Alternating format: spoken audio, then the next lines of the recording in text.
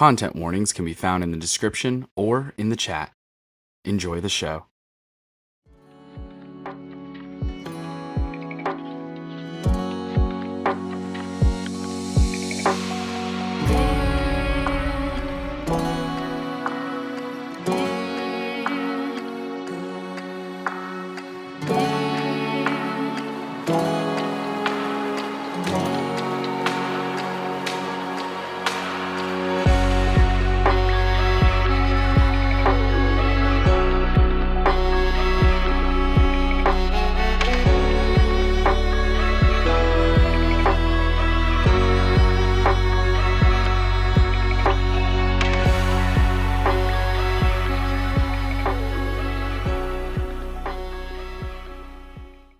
Hey, gang, and welcome back to another episode of Oops, All Healers. I'm Justin Galliani. I use they, them pronouns. I'm going to be the dungeon master for the rest of this session.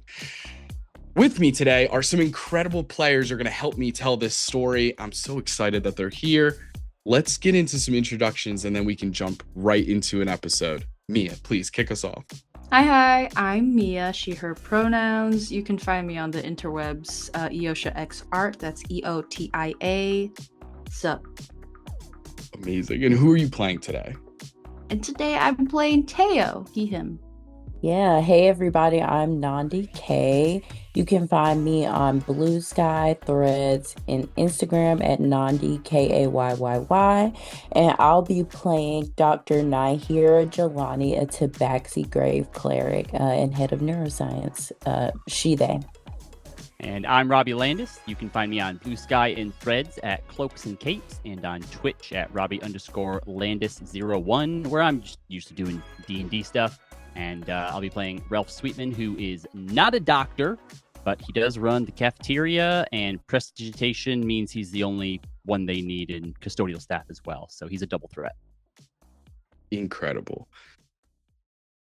Last we left off, we met a bunch of the staff. We've met Dr. Nihira Jelani, head of neurosurgery. We met Dr. Erica Thomas, head of psychiatry. Dr. Grimshaw. We met Dr. Peter. We met Raph Sweetman.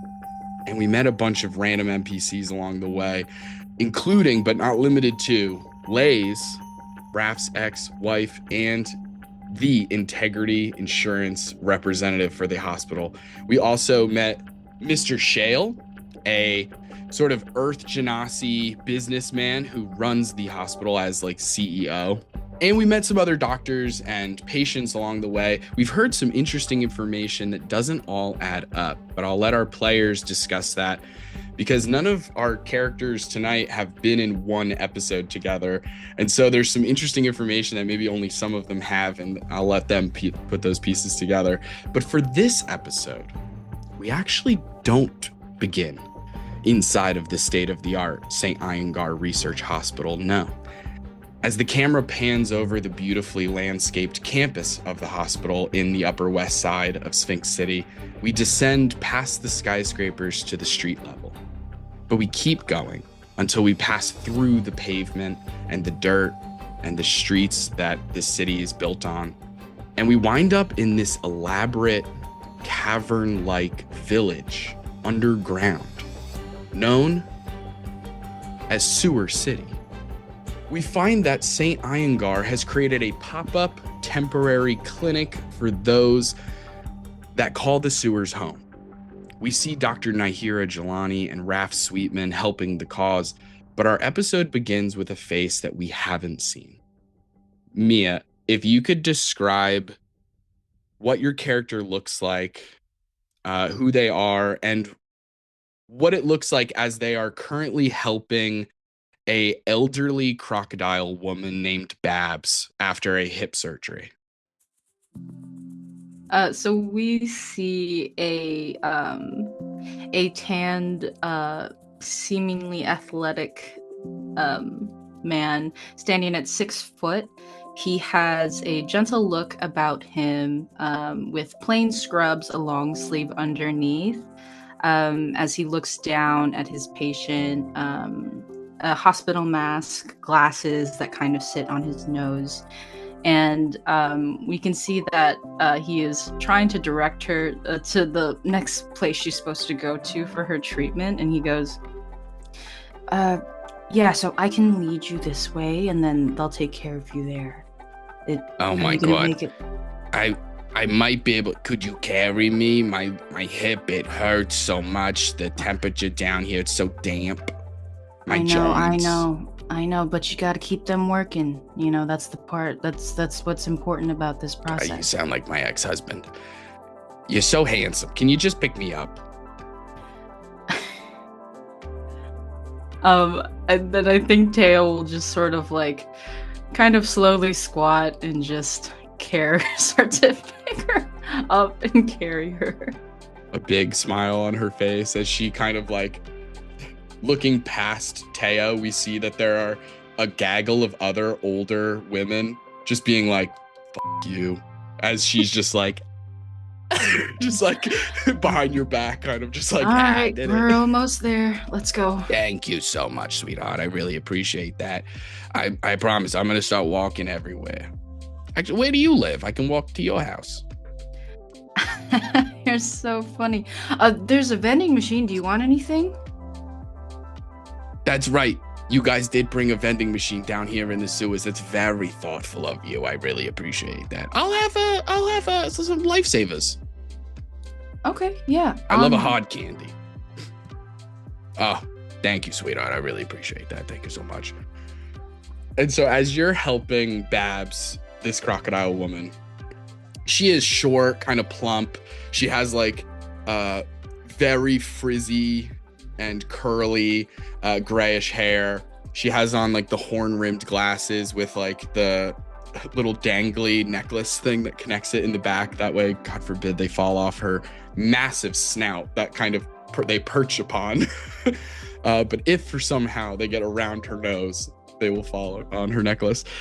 And we see currently Dr. Nahira, Jelani, and Raph Sweetman kind of on a little bit of a break in between patients.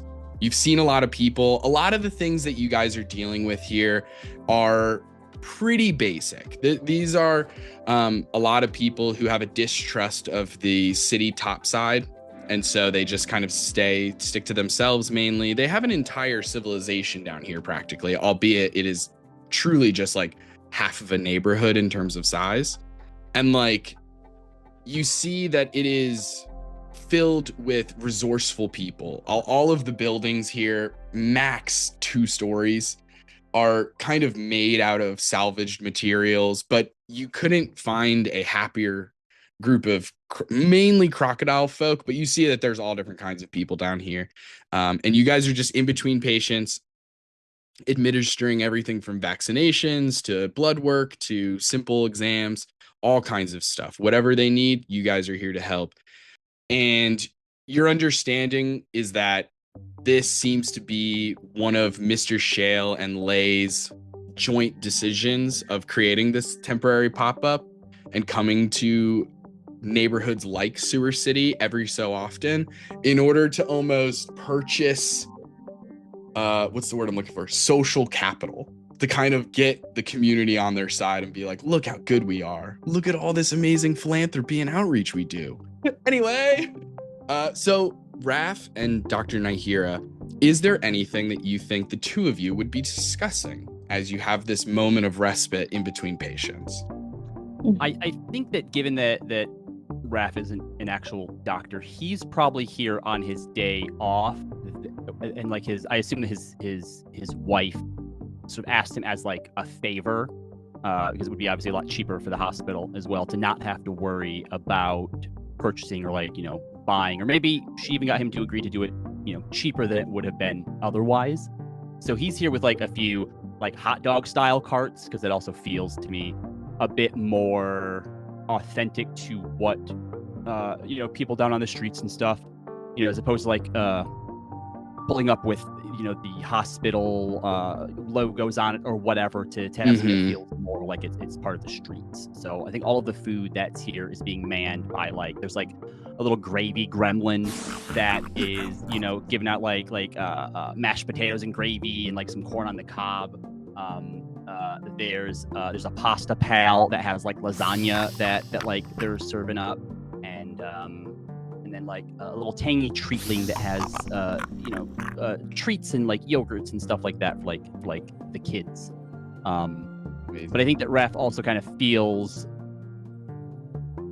I think he realizes he's maybe being used a little bit, but also with his ex-wife being back in town, wants that to be a good relationship. So, at least for their daughter's sake, and so he's just doing his best right now. Mm-hmm. I think with my break, Nahira is wanting to talk. I've been waiting to talk to Raph about this since the incident that I had with Bypass, where kill mode was activated in our insurance meeting. So this is my opportunity to kind of gossip. Off work events are the best time to talk shit about work, and I'm taking advantage. So Blaze is your ex-wife? Yeah. I don't think it's any secret to anybody either that he looks pretty stressed out. Like when he's interacting with people, giving food and stuff, like, he puts on, the face that he needs to stay engaged in a way that it doesn't put them off in any way. But I think now, since we're kind of taking a little bit of a break, you can tell that there's definitely something sort of bothering him. Because, sure is. She just found her way back into town with our little girl, a couple days ago. Showed up on my doorstep, 10 minutes before I was about to go out the door, asking if I could watch her for the day. Baby mama drama? I mean, we were married for well, yeah, for several years, Sure. prior to that, and things But happen, now that right? Things happen. Yeah, no, Yeah. things happen, and now that After 4 she's years, your boom. baby mama, she's been And, causing. She's not. I can tell you're stressed, Raph. Like, you don't have to say like good things about her. I know you're a good person. I know that sometimes things don't work out. This kind of person, like this person is diametrically opposed to everything you are. I don't need you to defend your child's mother to me. It's not about.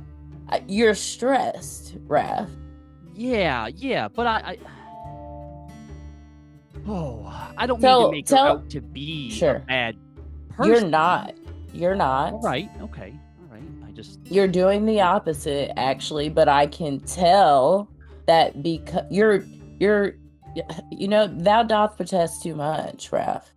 Listen, let me tell you something. The other day, I came into this meeting with her, Bypass, Biddle, the intern, Yeah. the resident. He keeps calling himself the intern. It's really throwing me off. Bypass somehow kill mode activated. I know she called you. I mean, this is how I found out she was calling you while this happened. Kill mode?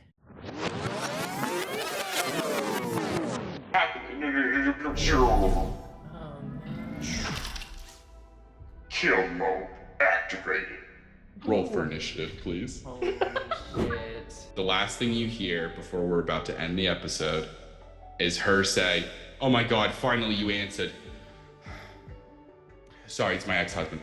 Raph, listen, I need your help. And that's where we're going to end the episode. Raph, you would have heard of this because, so what had happened, and Lays would have explained this to you in her own way. She would have said something to the effect of, "Oh my God, Raph, you're not going to fucking believe this. So this robot doctor, this head of cardiac, he all of a sudden goes, kill mode activated, starts fighting us. He sliced Dr. Nahira with a circular saw. And then luckily her and the little one, I don't know, Dr. Nahira's bring your kid to work. I don't know who that was, but they don't look alike. But you never know. And it's but she luckily they shut him down, and it ruined the meeting. Absolutely ruined the meeting. The mood was soured. Anyway, I was calling to get your help, but they took care of it. So anyway, I'll talk to you later. Beep. That was like a message that I got. It depends. I mean, it's up to you. You could have answered the phone. She would have hung up regardless. She was she was calling for your help, and then like it got handled as the phone was ringing, kind of, because combat is 6 seconds around, and they solved it in 2 rounds. But all right, I heard about that. Was that part of the new something to do with the new? I don't think that was part of anything, but I say all that to say her calling you in that moment kind of showed me what kind of person she was. And also her job, obviously she's here with the insurance company. And I don't know, maybe that day I was up to some anti-insurance activities. Who can say, Raph? But what I can say is that you're clearly on edge. You're not okay. And I don't know, is this going to be okay? You guys are working around each other? Is she stalking you? Should I take care of it? No, she's not stalking me at all. Okay. Obviously, look, regardless of what the situation might be, it's going to take adjustment, life changes. For the past 4 years, I've been talking to my daughter, via sending spells and in crystal screens and stuff, right? Yeah. So glad to have her back, but there's going to be adjustments. It's just, she's not the person she used to be. Right around the time that I, the med school thing didn't work out. That's when I started to notice some changes. But we both wanted to make impacts on the world, and well, she's certainly making an impact on the world, Raph. Yeah. I just want you to know that we're here for you. I mean, we spend more time with you than anyone else. We're so excited to meet your daughter. I mean, yeah, she was in with me the other day. That day, she basically was running the whole cafeteria without me when I had to go with Jasper to go get some, stuff before the whole hag incident happened. It was a rough day. I had to call my mom twice that day. It was honestly. Are you doing all right then? You had No, to? it actually worked out. It actually worked out, but yeah, just legacy shit. Just sometimes you just gotta bite the bullet, be humble, and admit that your mother is the only person in the world who's ever done this surgery successfully. So, I wish you would have been there with us the other day when we took the hag out of that little girl. First time that's ever happened. I heard about that. Yeah. I'm like, here's the thing. You always had a ton of potential. Med school it's a pressure cooker. I almost didn't make it out myself. But, I don't want you to doubt your talents and your value to this hospital and just to your coworkers. We appreciate what you do, and you do have a ton of knowledge that helps us all the time. So if you need some support. Oh, hey, Tio. I think you see like Spider-Man. Tato is hanging from the ceiling, having been there, maybe not the whole time, but for the past few minutes. And he goes, "Oh, sorry. A lot of the patients started forming a line because they wanted to be carried, so I'm hiding for a bit." Oh, that's no problem. You keeping up on your calories? You got everything you need? Every day. Got some protein shakes in one of the carts for you. Extra ones if you need them. Oh, you're the best. And Teo will flip down, and just looks over his shoulder. Yeah, you're very popular today, Teo. Yeah, it doesn't stop. They all want a big, strong man. Yeah. Yeah, I saw the way Babs was looking at you. Mm-hmm. Funny. Yeah. So I will say some information that you all can become privy to as you're talking amongst each other and like sharing a little bit of information. There's some interesting things going around the hospital, in addition to the news about the whole new insurance policy and the partnership with Integrity Insurance. Also, there have been some just strange cases around the hospital. Not just strange like the little girl who was about to turn into a hag, if not prevented by Raph and Dr. Thomas and Grimshaw, but like, because that's a weird case because it's rare. What I'm talking about is more rare, like Wanda Goodfella, the nurse who's been there for 15, 20 years being fired because apparently she gave somebody the wrong prescription and it killed them. And so she was let go. And that's completely unlike Wanda Goodfella, who, by the way, is a fairy woman. So just, about a foot tall. And then there were some other strange cases. I mean, Dr. Thomas had an interesting case with a former patient that potentially relapsed, but Dr. Kelvin had reached out to Dr. Grimshaw about a case in the morgue that was very odd. And then we also had Bypass, the cardiac surgeon, who seems like an upstanding person, a little impersonable at times, but overall a good member of the team. And here he goes into kill mode at the very start of a meeting that Mr. Shale had set up and conveniently wasn't there for the onslaught from this robot individual.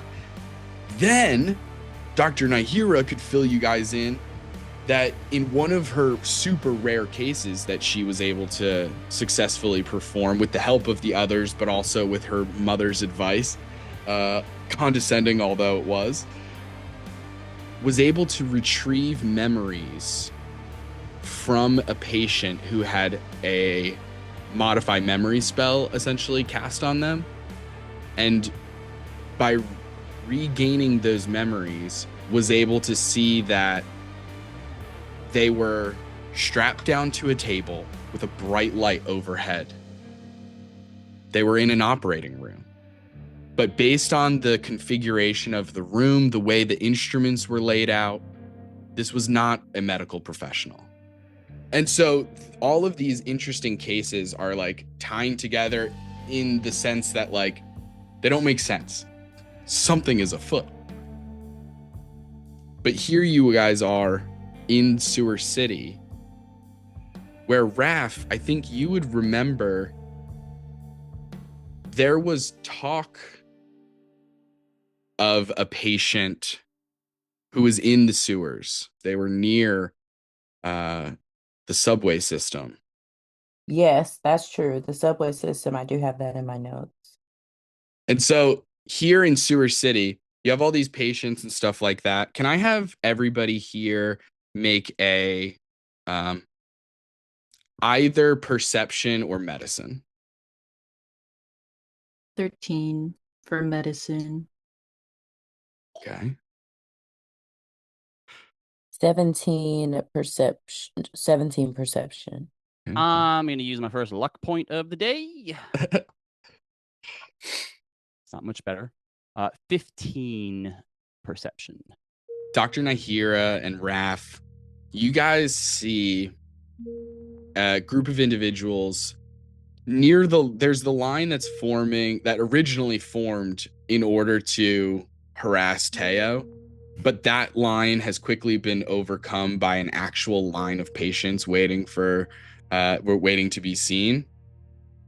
And you notice that there are like 5 individuals who just look a little off.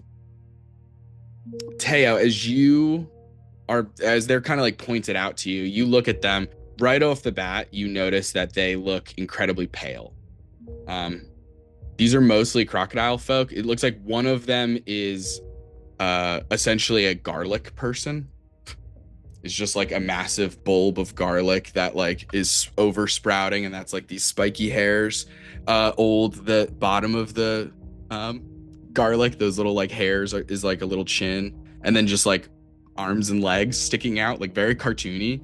As you see this old garlic man. But then the other 4 are crocodile folk, but they look noticeably paler in coloration than the others in a way that isn't like oh, you're just a different species of crocodile or something. Like, no. This is like a medical thing. And they're kind of like in line, waiting patiently. And they're just kind of like, All right. Well, our break's just about over with. So, I'm obviously just here on volunteer basis. But if you need something, just holler at me. Otherwise, I'll go see if I can't get some of these, some of Teo's fan club off your back and maybe start handing out some yogurts or something. You are the best. Do what I can. And so he'll go and grab a few yogurts and go over and kind of call them to him so they have to get out of the line and they're maybe not paying attention to looking for Teo at this point. Yeah, Absolutely. and I'll turn to Teo, look at the crowd and say, shall we? Let's dance. As people come over to me and I give them the yogurt too, I'll be like, oh, great. So it looks like you're walking again just fine. Don't need to be carried around. I'll make sure to let Dr. Teo know that you're good for the day. oh, you've tricked me. You yogurt man. Who are you? Sweetman, actually. Ralph Sweetman. And if you like the yogurt, which I know you're gonna, and you ever want more, you stop on by the cafeteria at St. Iyengar sometime, Okay. and the first one Very is on the house. sweet. All right. What flavor is this? This is good for my digester. It has probiotics. It does. What flavor would you like? Perfect. Boston cream pie. Diet. Well, I don't have Diet Boston sweet cream pie, whatever it was, but I do have Sphinx City. Sphinx Sphinx City pie. flavored? Yeah, That's exactly. crazy. Yep. And Local. some little bard magic, whatever, and it changes the flavor. Amazing. Delicious. Is there a joke there that Raph missed? I, Justin, have been at a low in my life and eaten Diet Boston cream pie flavored yogurt, and so that's just a real lore about me. Wait, that's real? Yes, it's flavor. real. Okay. That's a It's real very flavor. real. Yeah, that's a real flavor. Moving on. So you're helping all these older women try and get out of the line so that you can clear things up. And Dr. Nahira and Teo, you guys head over to these 5 individuals who seem to be exhibiting similar behaviors just on sight without actually really checking them out. They appear pale. They look like they're sweating a little bit, possibly fevers, who knows? And there seems to be some lethargy. Like they seem tired. They seem like they're lacking stamina almost. I'll come over and say, hello, I'm Dr. Nahira Jelani. How can I help you all today? You're looking a little fatigued. How have you been feeling? I think I'm all right. I think everything's fine. Hello, name's London. Pleasure to meet you. Yes, it's just my family here, plus my adopted grandfather here. Oh, you adopted yes. a grandfather. That's beautiful. It was a You know, reverse there's so adoption. many Yes. Yeah, that's very beautiful. So many people out there need family. It's not just grandsons that need grandfathers. Grandfathers need grandsons too. Exactly. That's what I Wow. said. Well, Absolutely. we just came over because you're looking a little pale, London. To be Are you honest, sure you've been feeling all right? I like to keep I'm gonna put a step up a hand lip on for him. my family. You know, trying to put on a strong face, but I don't Yeah. feel good. Yeah, why don't you come over and let us take a look and check you out? And I'm gonna put my hand on him to see if I feel like if he's warm or anything, just to start, and as I walk him over to a place to be seen. Yeah, absolutely. I'll say, even without having to roll for anything, you would notice that there does seem to be a temperature. You're also feeling that his shirt is like soaked through a little bit, like his back is like he's sweating, and so you're feeling that dampness in his shirt. Okay. Oh, and you're a little warm.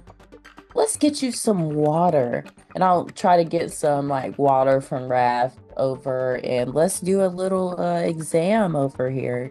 As I give Is you this your family? Was this also your family? Maybe let's bring them all over. All You all right, live I'll make sure together? they're here. Paris, Dallas, Dakota, Denver.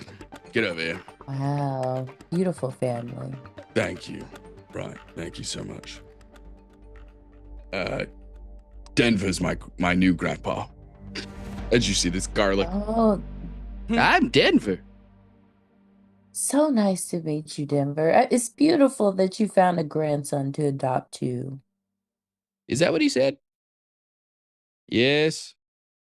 Yes. Make an insight check. Yeah. Can Teo also make the role? I think knowing that this seems to be like an infection, some kind of sickness, which isn't really Teo's wheelhouse. But Mm-hmm.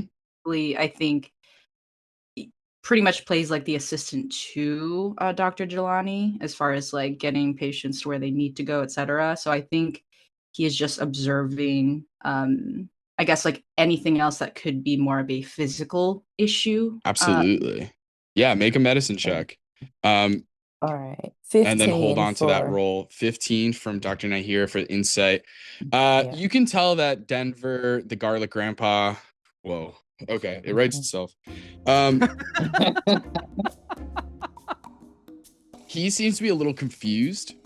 He's kind of like, wait, what do they say? Oh, sure. Yeah, that's probably right. And he seems to be just having a little bit of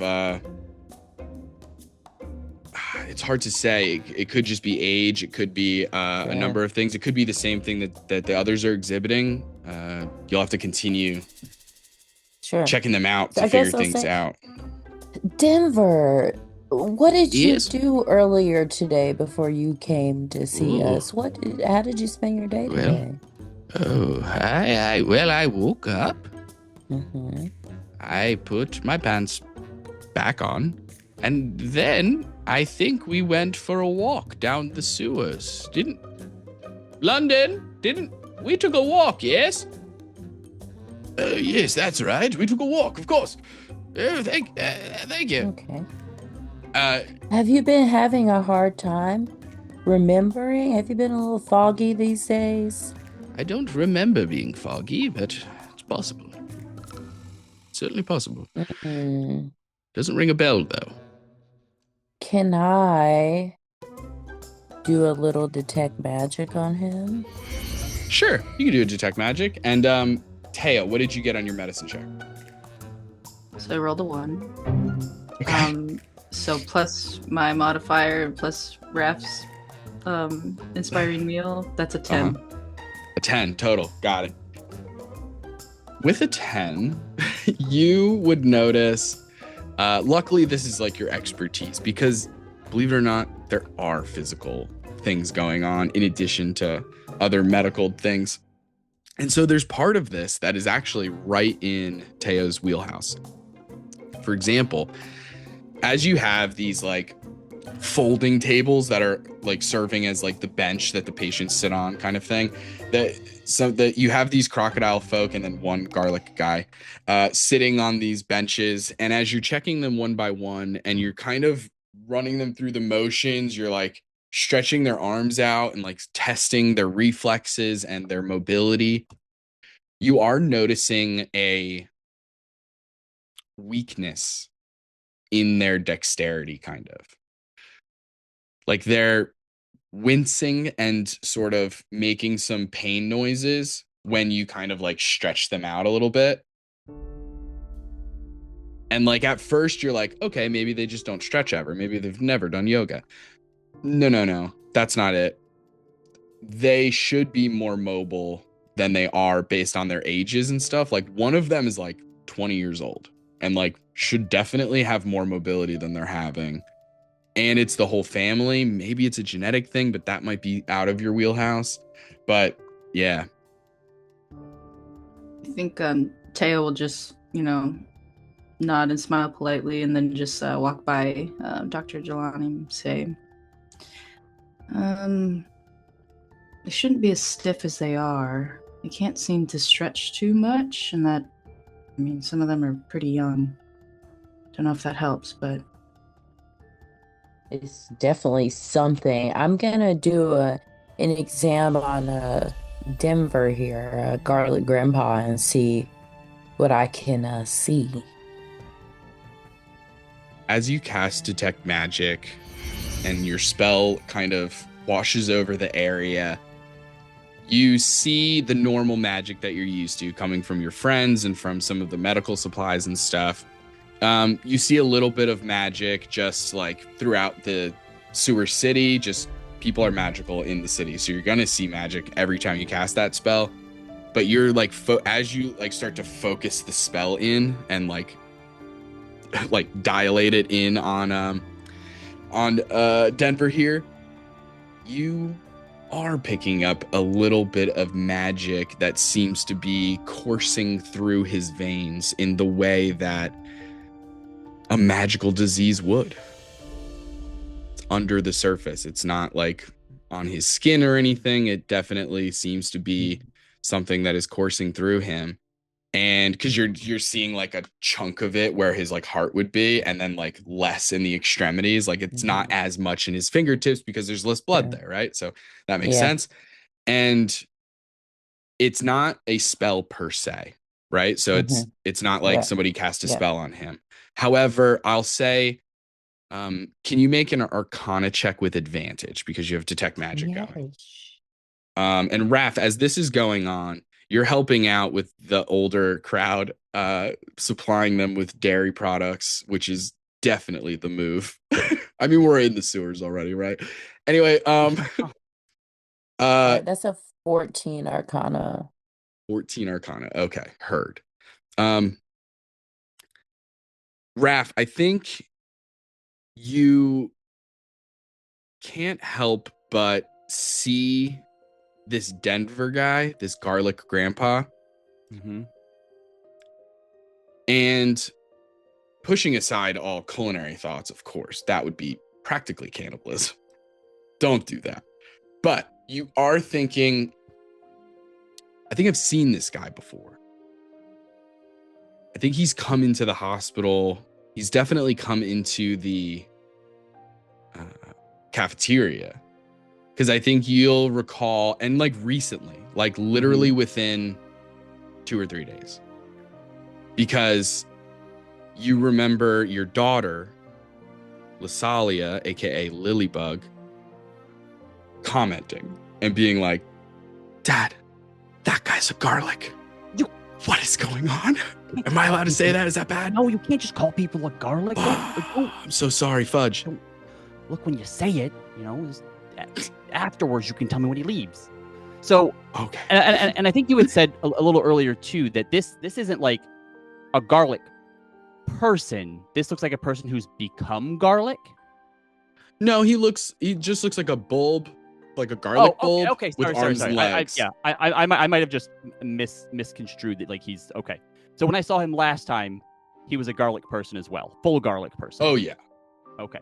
And said, if we had like a candy cane situation, but now with vegetables. 1,000,000%. Yeah. Okay. I'm about to send you guys an image. This is a creature from Cobalt Press, for the record. Shout out to Cobalt Press. Sponsor us. Wasn't a garlic disease. All right. So I saw him a few days ago then. And was he acting like he was now? Like, is there any sort of difference that I see? He did not seem to be this frail. He didn't seem this frail. He seemed much more spry and like dexterous. I'll say that like the memory thing was still kind of, he still seemed a little forgetful, so that could be his nature. Does it look like unrelated? Does it look like he's been a resident here for a while in Sewer City? Versus when I saw him before.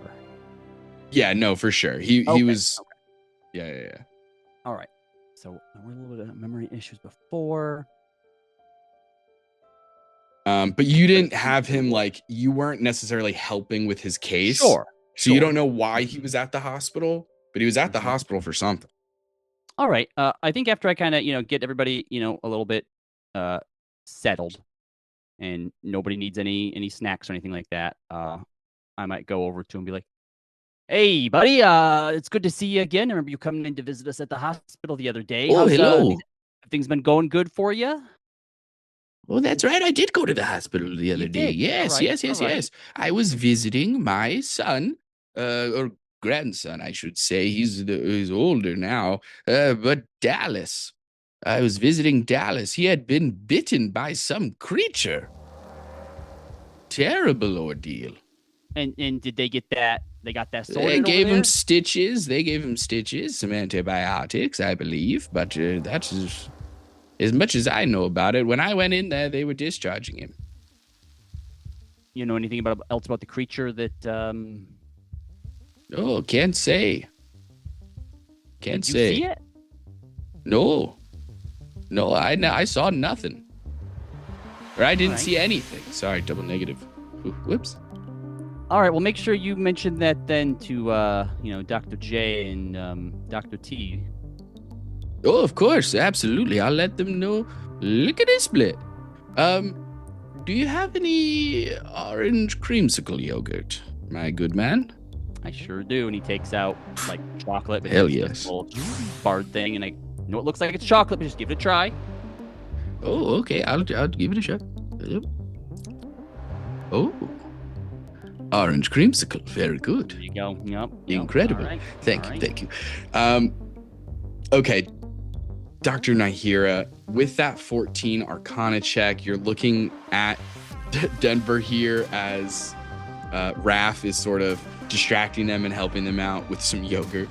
And what you're picking up on from that innate magic that's foreign, it's not part of, he's not like an innately magical being, believe it or not, being a garlic person. You might think so.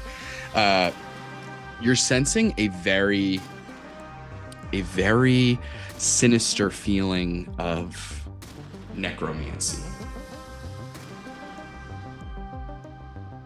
And when you notice that, you turn to look at the other grandsons, these crocodile folk, London, Paris, Dallas, and Dakota. They also have a very sinister feeling, necromantic essence inside of them. But with the 14, I'm going to say that's kind of all you get. Okay. I think I would, with that, being like, okay, Denver, I think Yes? I know you're probably not gonna like to hear this, but Ugh. I am gonna need you and your family to come topside for some Ugh. tests. I think there's What's the something point? I don't want to worry you, but I think that there's something very serious based on my initial exam going on with you.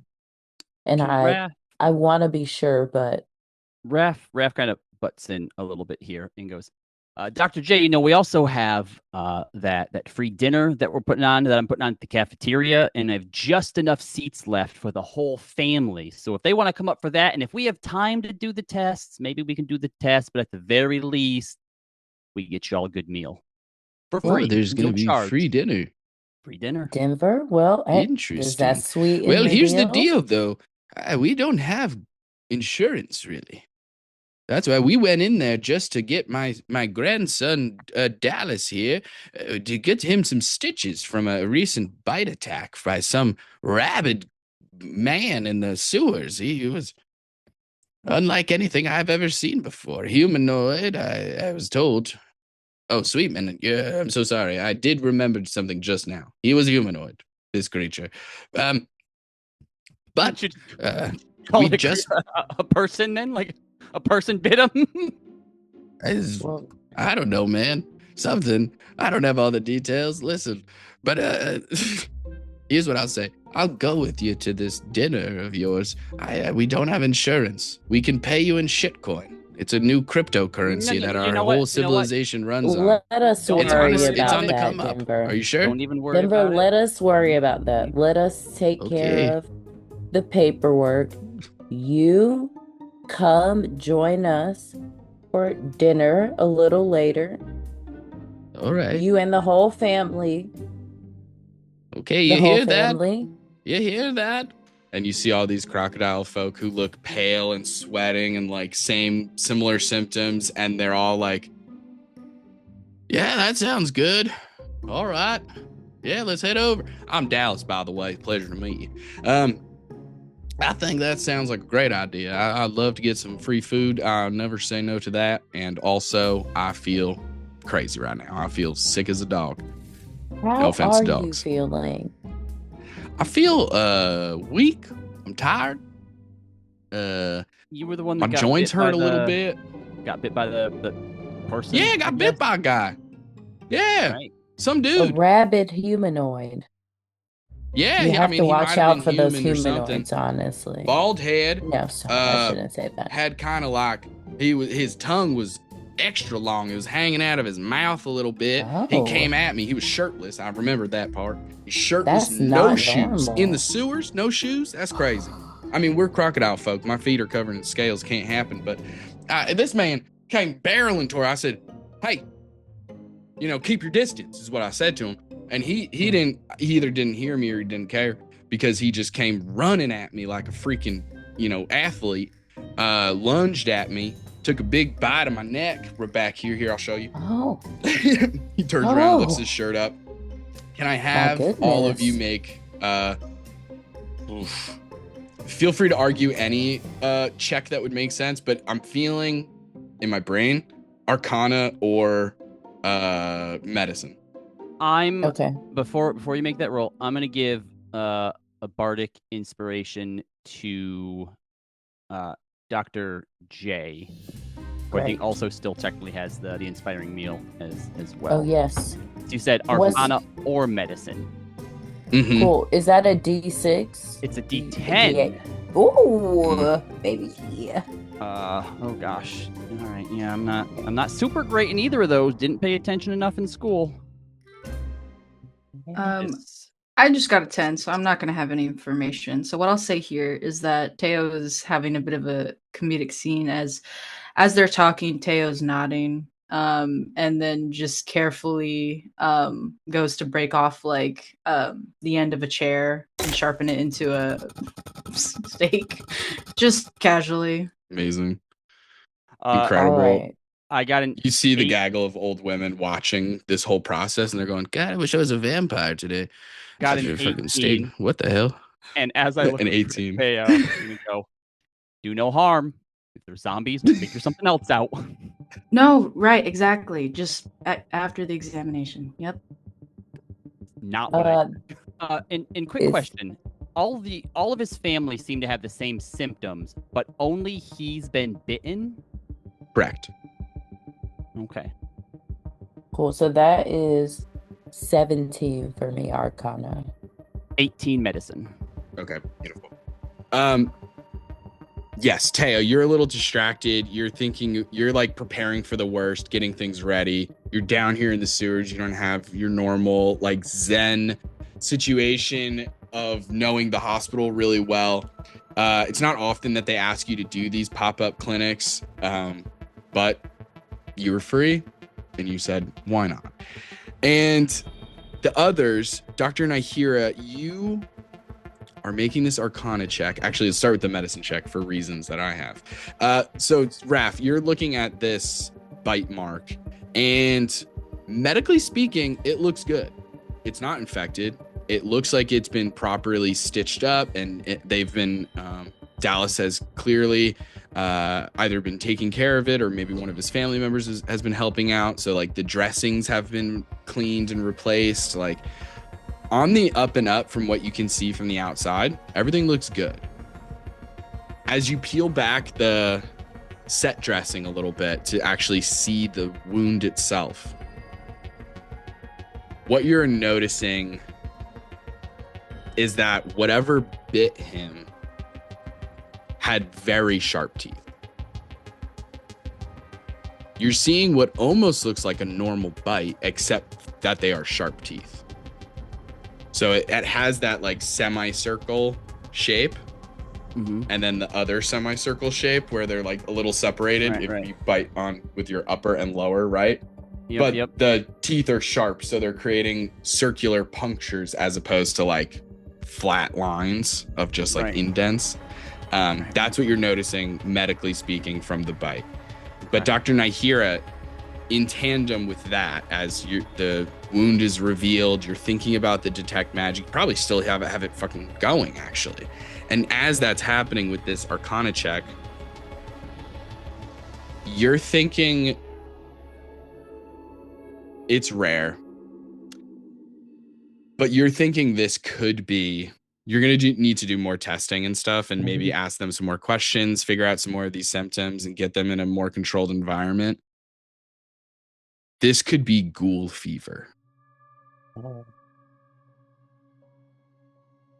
where somebody is bitten by an undead, and as a result of that, it starts to, like a necrosis, starts to eat them from the inside out, progressively making them weaker and weaker until eventually they die and turn into the very thing that transformed them in the first place. And it is contagious. All right. I think I'm gonna lean over to take. I actually am gonna take Teo and Raph. I'll say I'll be right with you. Just one moment, and I'll take Ugh. Teo and Raph to the side. And I'll say, can we just huddle for a second? Yeah. I noticed Yeah. something kind of odd about it. Yeah, I think this might be ghoul fever. We're gonna have to contain this area Oh, quickly. It's highly contagious. His family already seems to be infected. We're around a lot of people right now. I want to contain this as soon as possible without alarm. How does ghoul fever tend to spread? And I have a few questions. I'm going to lay out my questions. These are kind of my concerns and my observations and thoughts. First, Teo, it's not technically zombies, I don't think. I thought it was gonna be vampires again. So Well, it is no. undead. Yeah, it We is do undead. know that it's undead, but that's not all we know. We vampires. can't say who. But there were puncture wounds in the bite mark. But vampires usually just leave the puncture wounds, not the full not the full bite mark. And if it was zombies, it would probably just be like teeth mark, like regular chomping teeth. I was thinking it might have something to do with ghasts, because ghasts have fangs. Do ghouls have fangs? I didn't think that either of those two had anything that was contagious, though. Ghoul fever is contagious, so And it spreads through more than just bites. Then, sorry, that must have been one of the classes I missed flunking out. that's how it starts, but it can spread just from hanging around. And if he didn't get antibiotics, can I make some sort of history or medicine to know how it like affects you physically? I'm sure there's like a lot of like rehab you have to do like after you monster out or whatever. If you do. Absolutely. Yeah, go for it. I will use, or I'm gonna summon my first snackling of the night and give a honey helper to Teo for wisdom. So any wisdom checks you do for the next hour are at advantage. Sick. Okay, there we go. 22. Amazing. Are you going history or medicine? I went medicine for the advantage. Medicine. Incredible. Okay. With that medicine check, thinking about ghoul fever. Despite its name, it's not only ghouls. You do know, other than ghouls, the next most likely person or creature to spread it, at least initially, are ghasts. A tongue. I don't The know tongue if ghouls one. have the tongue thing, Yep. yeah. And you know a couple of things. Number one, this disease does not have a long incubation time. So normally what happens is you get bit, or when you first contract the ghoul fever, you don't show any symptoms for like an entire day or two. And then you start showing symptoms. And so that's probably why it wasn't caught in the hospital. Maybe. That's one reason it couldn't have been caught in the hospital. The other thing you know is that the first like big symptoms that you're going to get with ghoul fever is a fever, right? You're going to get steady day by day decline of your stamina. You're just going to grow more lethargic and tired. You're not going to be able to have the same energy levels that you normally do, and that will just slowly deteriorate over time. And also your dexterity will kind of dwindle over time. What's essentially happening is it is like a necrosis. It is like a flesh-eating virus. It is eating you. You're rotting from the inside out. And so naturally you'll get weaker over time. Things will start to shut down and eventually could kill you. Now, it's possible for some individuals to fight this off. Like if you're a super strong, good immune system, healthy individual, all of the right indicators, in theory, you could fight this off. But ghoul fever is not a standard level of severity across the board. It depends on the source. Is the source powerful? Then ghoul fever is powerful. If the source is weak, then that version of ghoul fever is weak. And it's hard to say at this point whether or not this is a strong or weak form without doing some more testing, or at least finding who or what caused this. All right. So what's the plan then, Dr. J? We can start by getting everyone. I don't want to panic anybody. Yeah, that's my big concern. I think It's just that his it family would be. that, like they're. How many people do we think there are down here? In Sewer City, a rough estimate would probably be, I'll say like 2,000. Okay. How many do And we how have at many this do we event think at the here? event? Yeah. Over the course of maybe like a 2-day pop-up, 3-day pop-up, you'll probably see almost every single patient or every single like citizen of Sewer City. So you're probably seeing like 500 a day. Because some people, you can like, not to like objectify them, but you can breeze through a couple of people because you're like, boom, you're fine. Like, get out of here. Like, let me focus on put time. So like, there's so many people down here that are made for the sewers. That's crocodile folk. Like they're, you guys would know this just knowing basic Sphinx City history, but like the crocodile folk were like created in the sewers. Like one time, thousands of years ago, before Sphinx City was even founded, but when there were sewers, somebody had a crocodile and they flushed it because it started to get too big. That crocodile was like essentially the starter, the Adam and Eve together kind of this entire civilization. And they just sort of evolved alongside the topside people. I believe it's Croc and Alley for them. Oh, brilliant. Yes, please. Even I'm thinking worst case. Even if we can get them cured, we don't know who they've been in contact with down here since. All right? So I'm going to make a call to Lays real quick and see if I can't call in a favor. So No, I don't think we should call Lays. I think we should call some other doctors down here. I think what we need to do is bring the hospital here so that we don't have to worry about insurance. No, that's what I'm going to do. But here's the thing. They came through once and we let them go. If there's an outbreak, that's on St. Iyengar's. They need to fix this. And I think to protect them, it's going to be in her best interest to help us with that. I worry that's not her best. I worry that that's not her interest, Raph. Well, if I it worry. Then someone who doesn't have to worry about losing their job will be the one going to the Sphinx City press about it. Well, why don't we go around her for now? She's not here. She doesn't man the phones. She doesn't really work get down here that fast. In the hospital. I think we can get a few people here fast.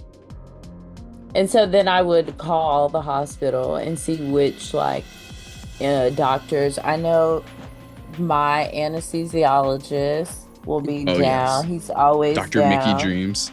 Dreams do is we down. know if is curing ghoul fever like is it as easy as like a lesser restoration or like a a paladin with like some No, land? no, it's not.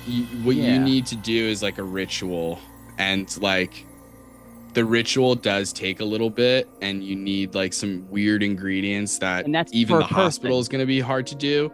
The fastest way, unfortunately, kill the thing that started it. Okay, that was gonna be my next question. Is this one of those? If we kill the source, does the Absolutely, that would All right. solve it. And what I'll Then- say really quickly, dialing back to Teo's like medicine check from before in regards to ghoul fever, in terms of contagiousness, what I will say is it's not like an airborne thing.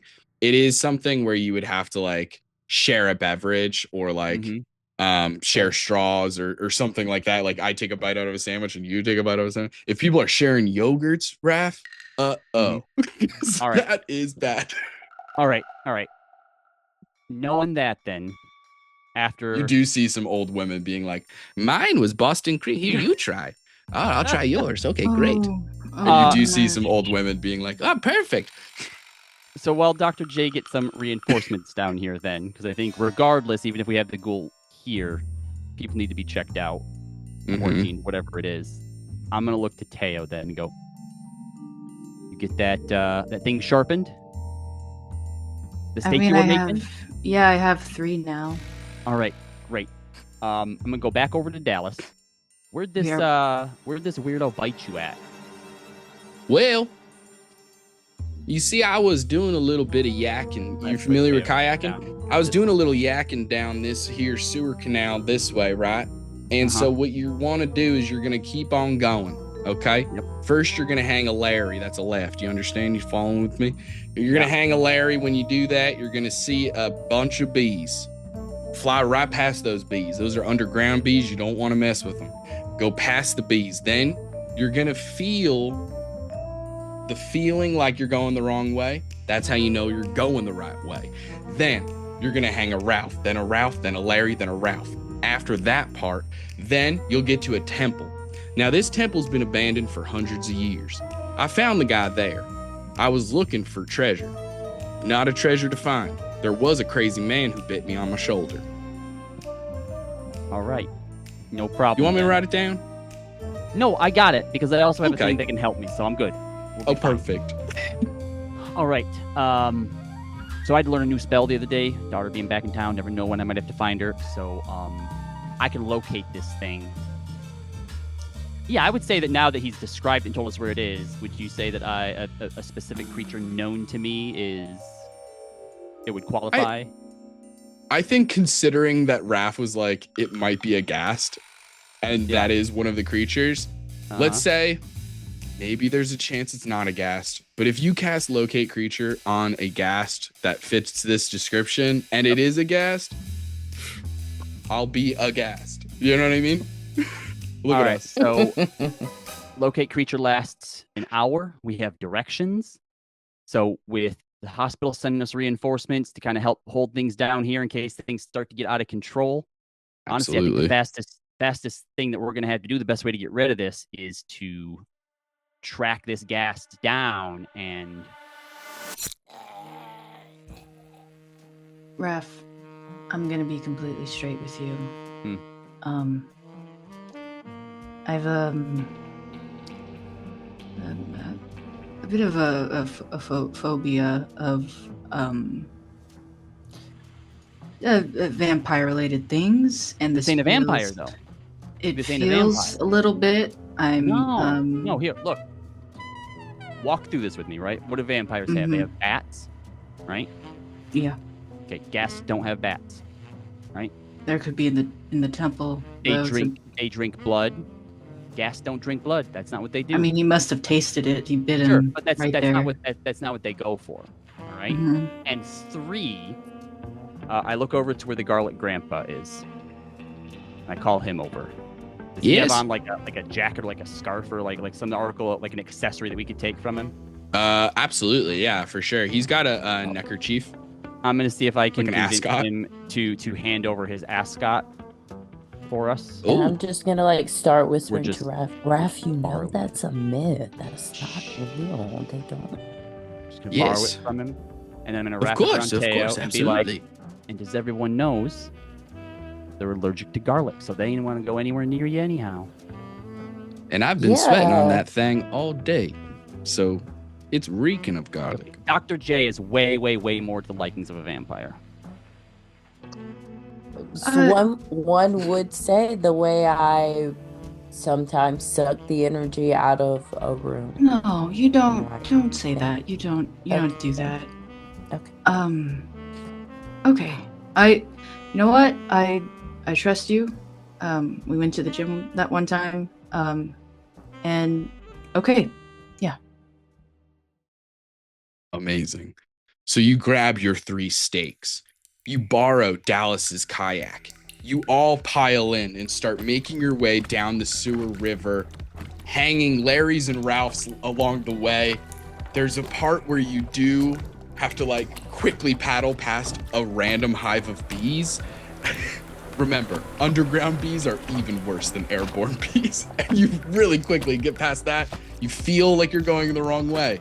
You're on the right track. You keep going. Finally, you make it.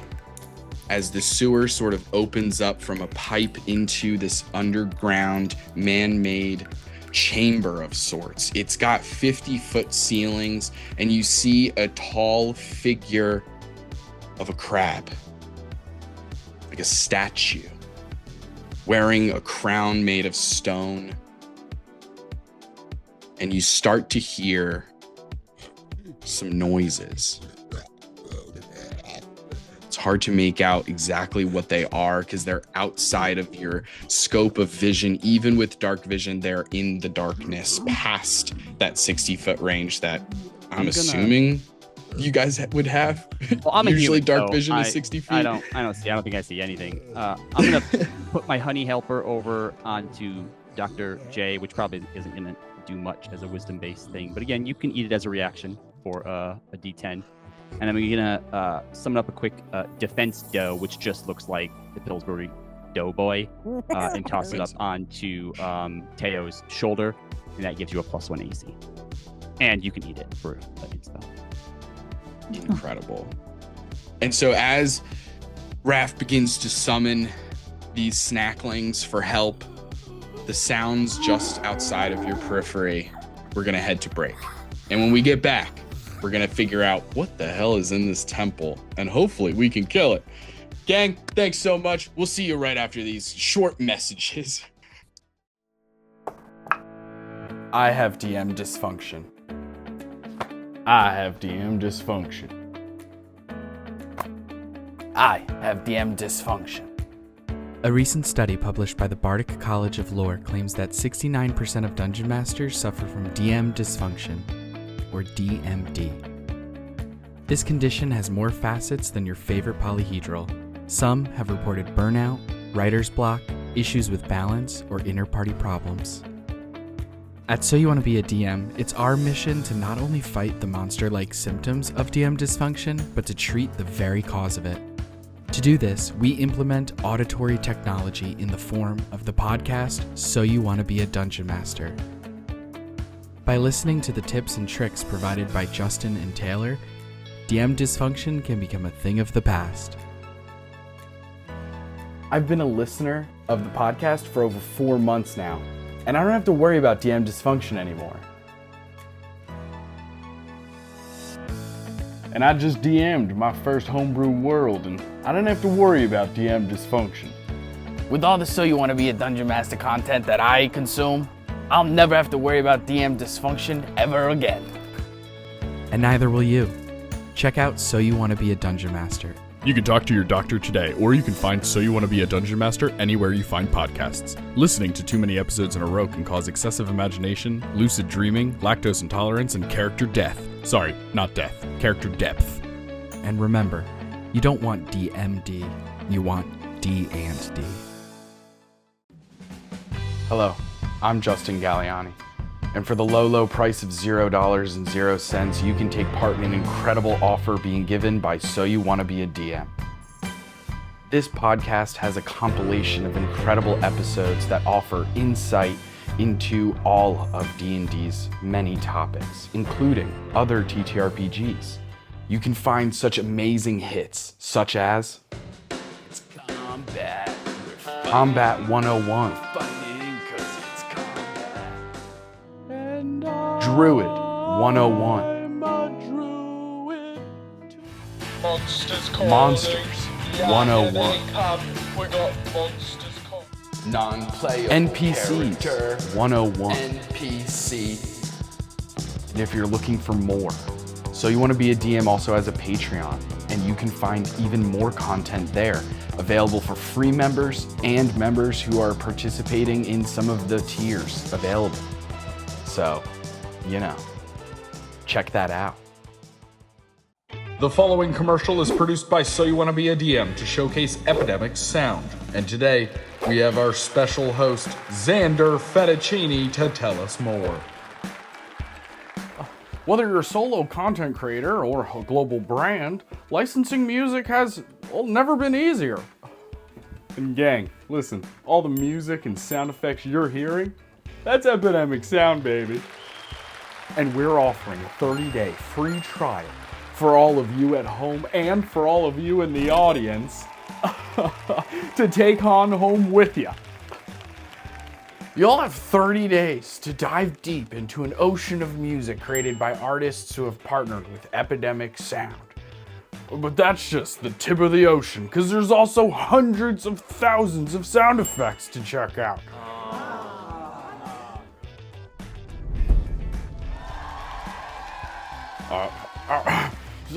So sign up today for your 30-day free trial with Epidemic Sound with the URL here. And check it out. And it's easy to upgrade and downgrade and cancel. So 30-day trial. Check it out. Thank you.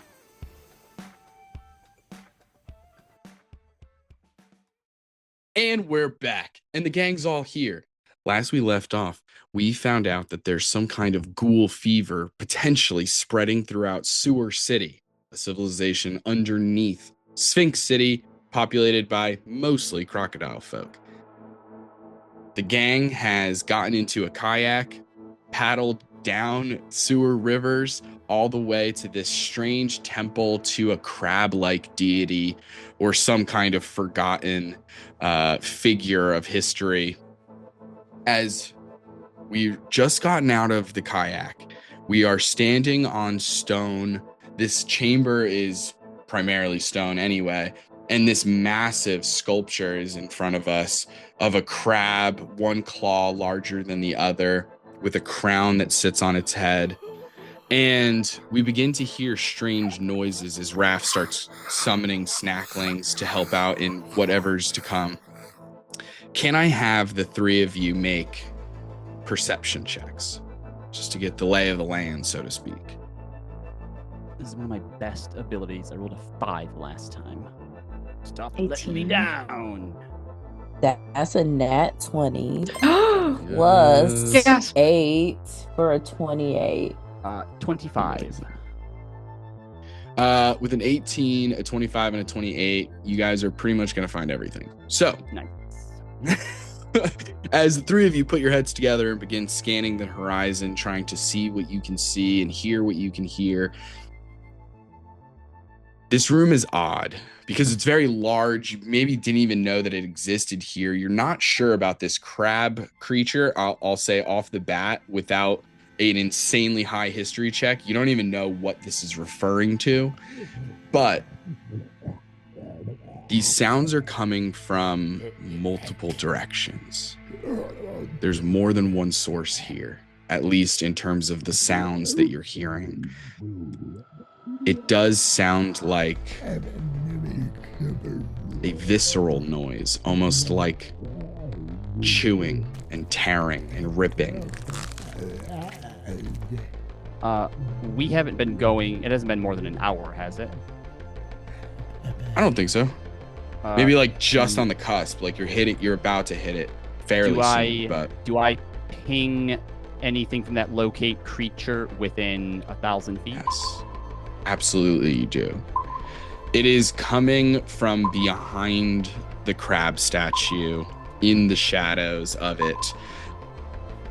This crab is has its like normal legs, but it is almost, its body is like resting on the ground a little bit as opposed to like perching up. So you can't see underneath the crab from where you are. You'll have to like walk around it or do something to draw the attention of this creature to come to you and come out. But what I will say is it is definitely like directly behind the crab. And then you're hearing lesser noises, but similar in what they sound like, that ripping, that visceral noise of something being torn. And you are hearing that in the corners, kind of, on either side of the crab statue. The other thing you're noticing is, unfortunately, there are no torches that light up, but you do see torches that could be lit. You do see sconces that seem to have some sort of light fixture in there that it is possible to light this room if you chose. And I'll say with the nat 20, Dr. Nahira, you can definitely tell more specifically whatever you've come across, whether it is a ghast or something similar. You think it is a ghast because Sweetman's spell is working the way that it's intended. Whether or not these other creatures are ghast, who knows? But the thing that Raph cast the spell on is definitely a ghast, because otherwise the spell wouldn't have worked as well. But it is definitely eating something. And I believe as a tabaxi you have dark vision. If not, I do, yeah. I mean, cat people, you absolutely should. Okay, yeah, perfect. I made sure I looked it up. Thank goodness. Just on the periphery of your dark vision, it is very dim because it's pitch black in here, but you are noticing a sheen to the ground, a wetness that makes the stones slick. And with dark vision, you can't tell the color, but based on the sounds and your whole situation here, chances are it's blood. What are all of you doing in this moment? The creatures don't seem to notice you or care either or, because, well, with the nat 20, I'll say, you can tell they don't notice you. Great, okay. Quick question. The whole, kill the source, the sickness goes away. Does that also mean anything that had already transformed into a ghast because of it, would they be cured or no? Make a medicine check to see if you recall this type of information. 19? You think that it would be too far gone. Okay. If you've already turned into a ghast, it means that you've actually died from the disease. Yep.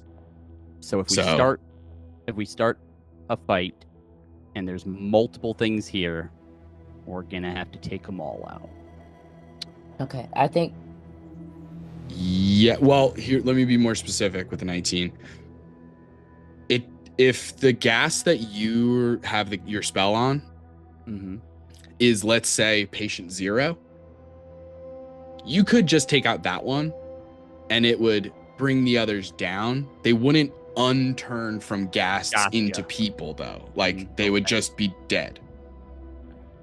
Because in order for a person to succumb to actually turning into a ghast from ghoul fever, you have to die first.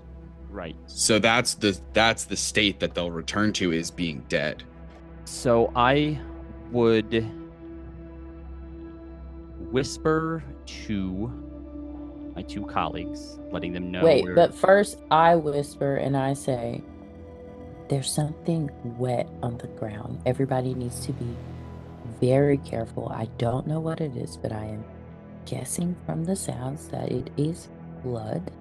So everyone, step lightly, watch your step, and we are going into a dangerous situation here. The danger. Yeah, so please no one hold it against me if you see me do harm. We're not at work. Right? I may have to do some harm. Yeah, I'm pretty sure that undead don't count because they're already dead, so not harm. Well, I don't know, but I just, I take my oath very seriously and I don't want any word getting back. We're coworkers. I consider you both friends, but also we're coworkers. And so I just, In any sort of reports we have to worry about writing, we'll just say that we put the gas down humanely. Speaking of it, it's over there behind the big statue of Crababamba.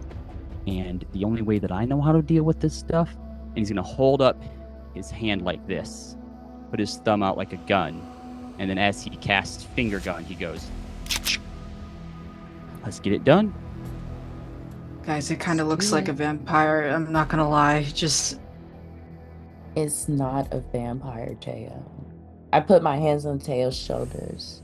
It's not a vampire, Teo. It's a gas. And you are big and strong, and I pulse his biceps a little. You're really big and you're really strong.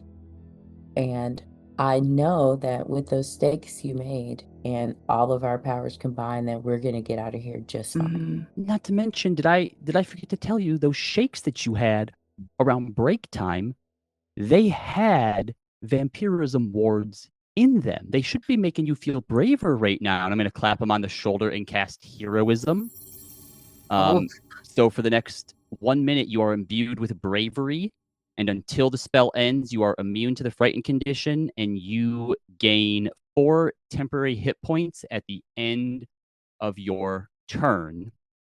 And on that, Raph will, I think, run in first to try and make noise and to draw any attention towards him, and also shoot the first thing that he sees.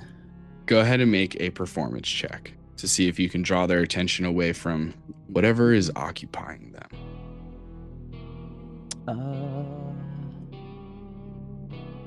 Performance. Oddly enough, I'm not terrible, not great in it though. It's only a 6. It's a big old 13. Raph, what are you doing to try and get their attention? So I think he runs towards the crab statue, knowing the target is around behind it. He goes, all right, yeah, liver, lily, fate, monsters, say hello to my little friend. And it's just his hand that he's holding. As you're trying to insult these creatures and draw the attention, you had cast heroism on Teo, which is a concentration spell, which means you dropped locate creature, correct? Yes. Or it is not a concentration spell? Yes, they both are. So I will drop locate creature. And actually, I'm going to cast that heroism at 2nd level and get Dr. J with it as well. Amazing. Beautiful. So heroism is cast on the our 2 other medical professionals. As you drop that spell and rush forward, yelling all of these words, brandishing your weapon, aka your hand, and Or I got a license. You no longer can sense the direction of this ghast, but you can hear it getting closer, or rather hear yourself getting closer to it as you're winding around the crab a little bit. You can't help but hear sprinting coming in a different direction from the corner, as you didn't necessarily perturb the ghast, but rather a different ghast, and it is sprinting towards you. I will shoot at that one. Go ahead, your held action, so to speak. You can shoot at that one. Go ahead and roll for initiative.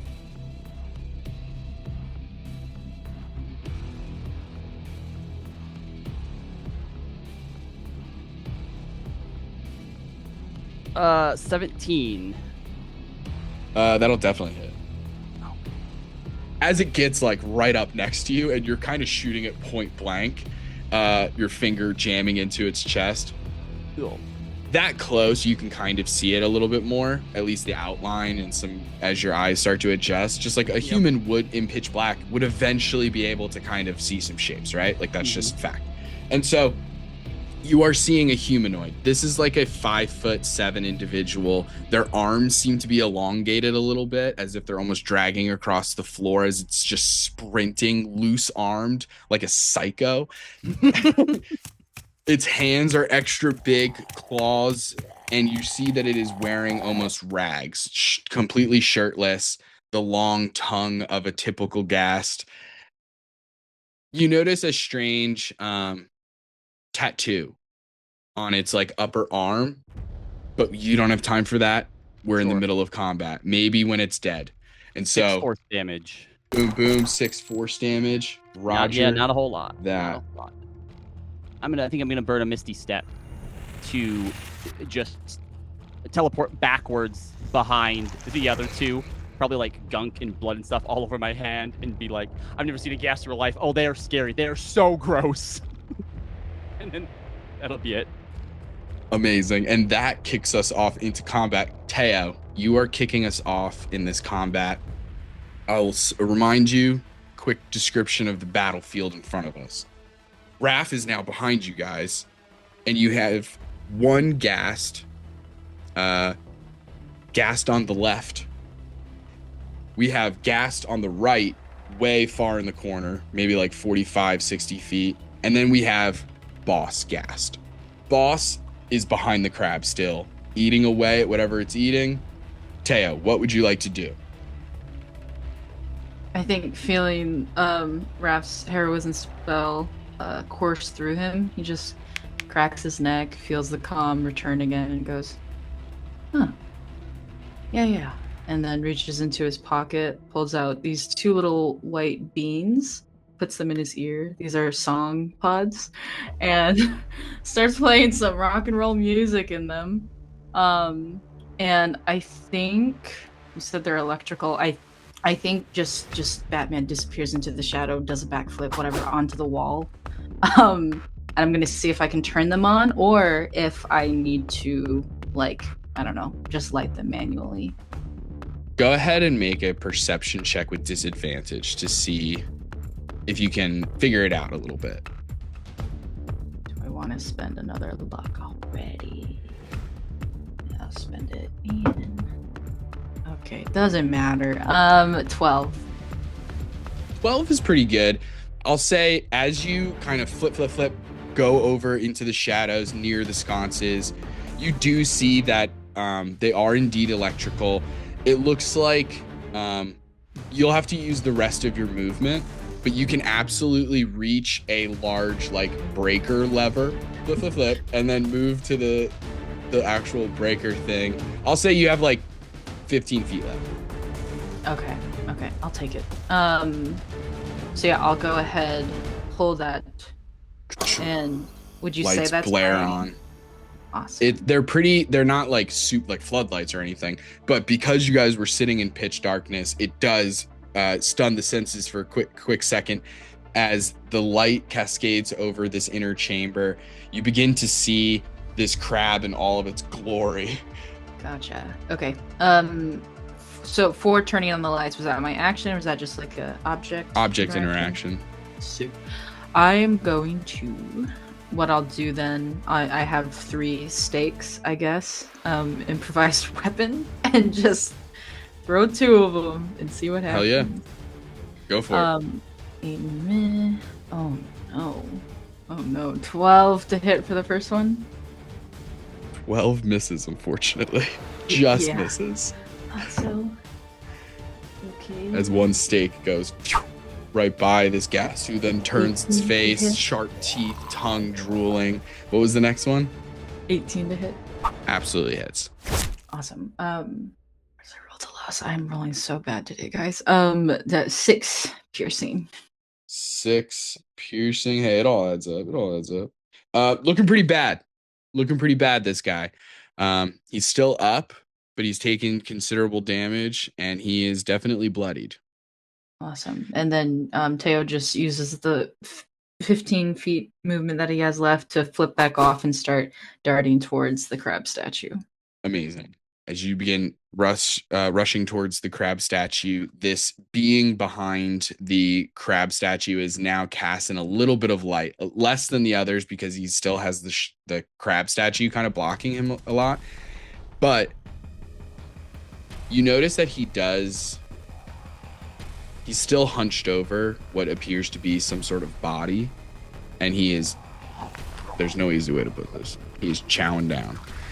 And so we move to Nahira. Dr. Nahira, that is your turn. Yes, so seeing that Teo has stepped into the fray, I'm like, oh my god, I have to help. So as Teo flips back, I run up and I cast Guiding Bolt on the gas. Okay, you're going for the gas on the left, who's already been hit? Gaston, the left. And that is a 19. A 19 will definitely hit. Alrighty, sweet. I think. What does your guiding bolt look like? Yeah, so when I cast Guiding Bolt, what you all see is kind of a like green. Like this isn't really this is like, I would think that Nahira mostly she would use this to treat like a cancer patient, like a chemotherapy type of thing when she's using it for healing. But as we know, chemo is also poison and it can kill you. So this like kind of like radioactive green bolt shoots out in like the shape of a spear and hits this gas. And I think that is 4d6. Wow. 6. Dang. 10. 14. 19 points of damage. Okay. Please describe to us what it looks like as the guiding bolt destroys this ghast.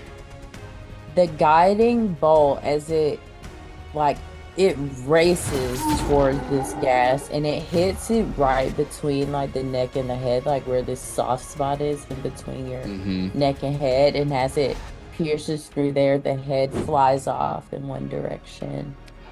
Goo everywhere. Amazing. As the head is severed from the body, a geyser of ichor erupts.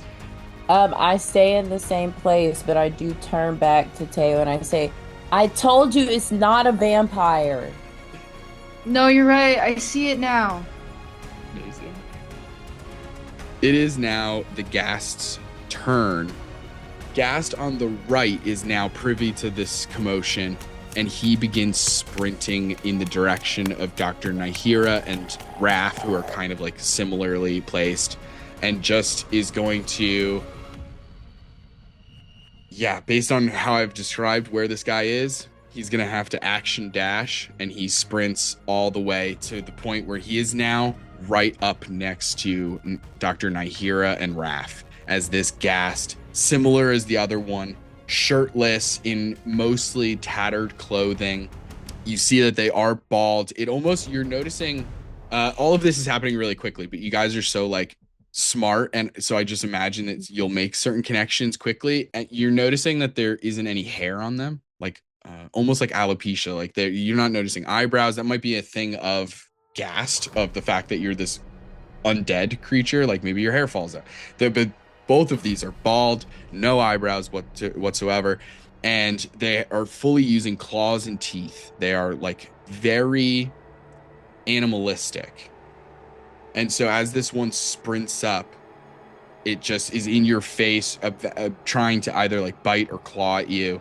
Teo, as you're like looking around the corner a little bit at this other one,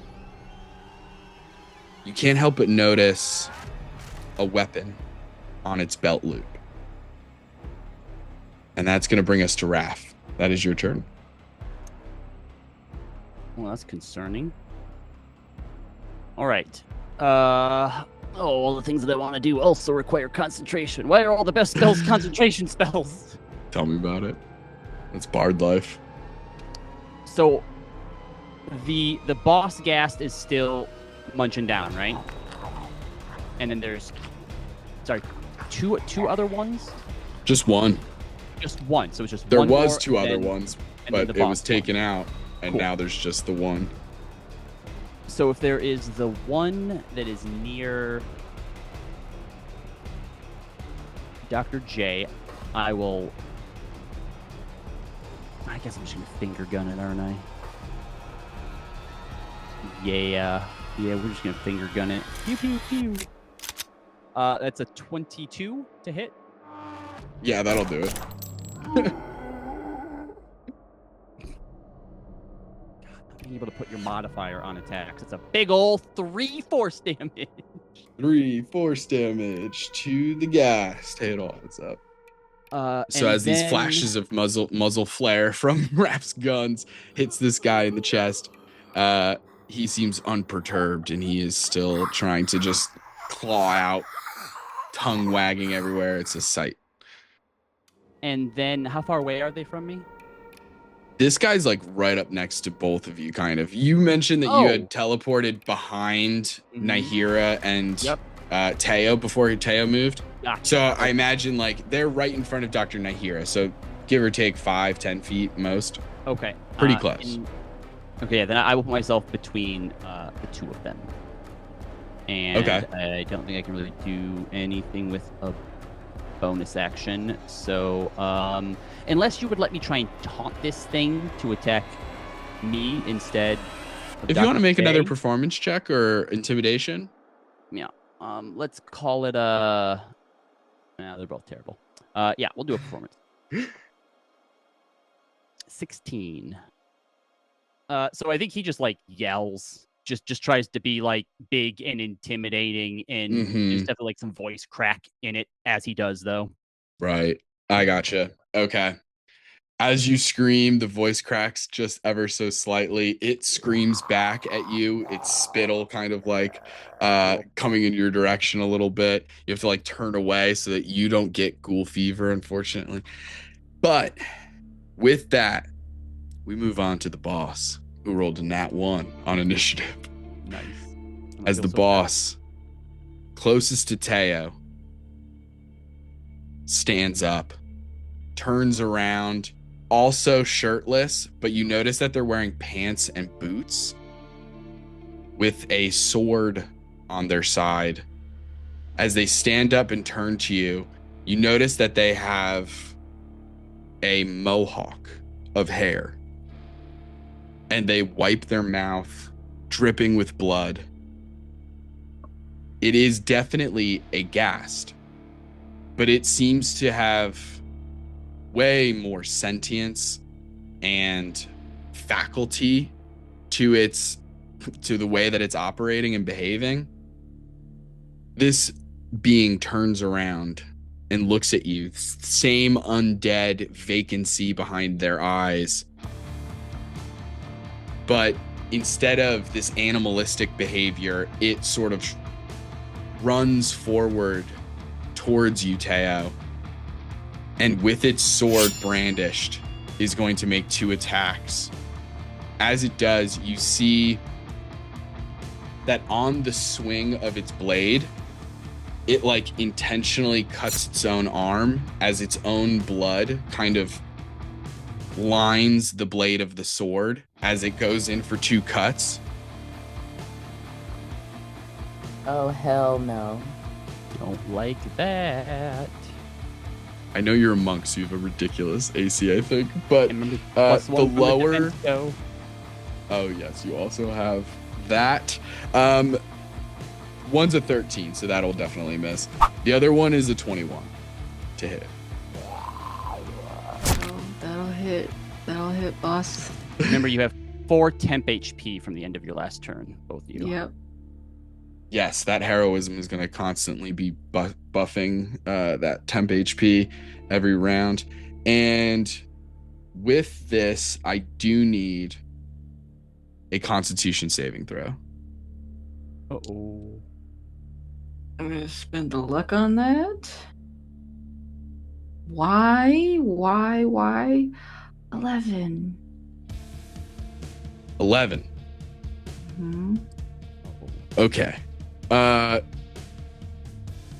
As his sword cuts you, Teo, you immediately feel that that like pulse of necrotic energy sort of entering your system. And although, as has already been stated in this episode, Dr. Nahira can share the information, there is an incubation period.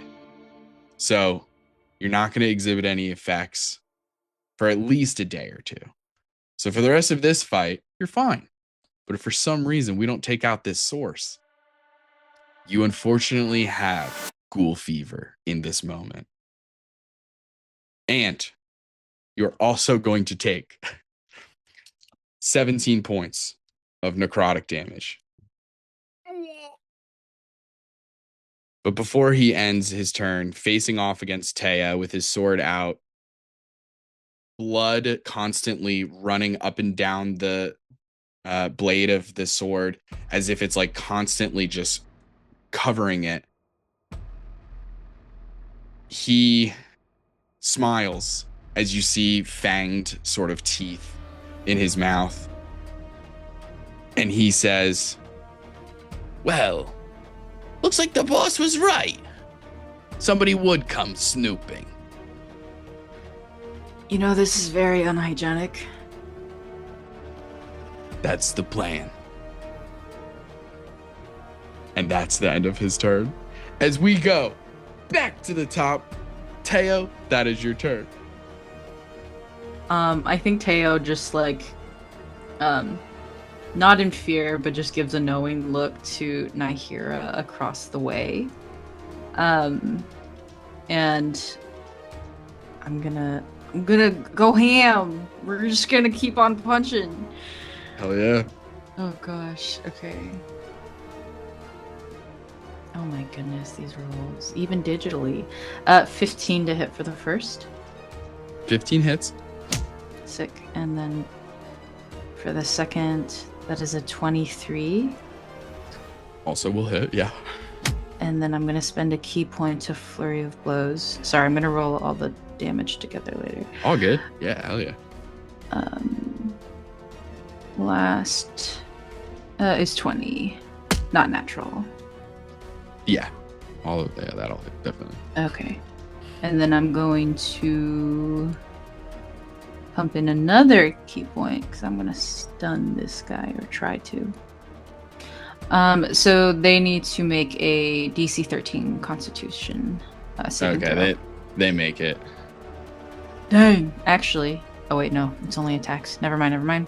That's fine. So in total, that is 22. That's 32 bludgeoning damage. Jeez Louise. This guy is like, even though he's shirtless, you're noticing it is considerably harder to fight him than the other one. Yeah, so as Teo is landing these punches, does it seem to... I know, I can tell they're pretty hardy. Mm-hmm. Is it doing a lot of like visual damage? Like, do they seem to be... Definitely, yeah. They're taking all the hits. They're not quite bloodied yet, but they're close. Awesome. And then Teo is going to stand right there. And then I feel like Nahira and Teo have been friends for a long time where we can communicate without speaking. And I definitely give you like a look that says, if this goes bad, run. All right. So seeing that, I start to get a little worried. I don't want anything to happen to Teo. So I'm not gonna run. I'm gonna run up by Teo, and then I'm gonna guiding bolt this boss. Amazing. What's your AC, Nahira? My AC is 15. Okay, cool. As you run away from the gas that's right in front of you to go help Teo, they take a swipe at you. They miss. Okay. Cool. Great. So glad they missed. Okay. 20. Dirty 20. That'll hit. And I will actually upcast this so I can try to kill it. So I will cast it at level 23, 25. 25. Okay, incredible. 25 damage on the boss. I love that. Okay. He is fucked up, but he is still up. He's past bloodied at this point, but he's still up. He did not like. Nahira, make a Arcana check. This is kind of heat of the moment kind of thing. Sure. So it's going to be a kind of high AC or DC rather to get this little nugget of information, but you don't really need this nugget of information. So. Okay, I think that is only. That's only an 11.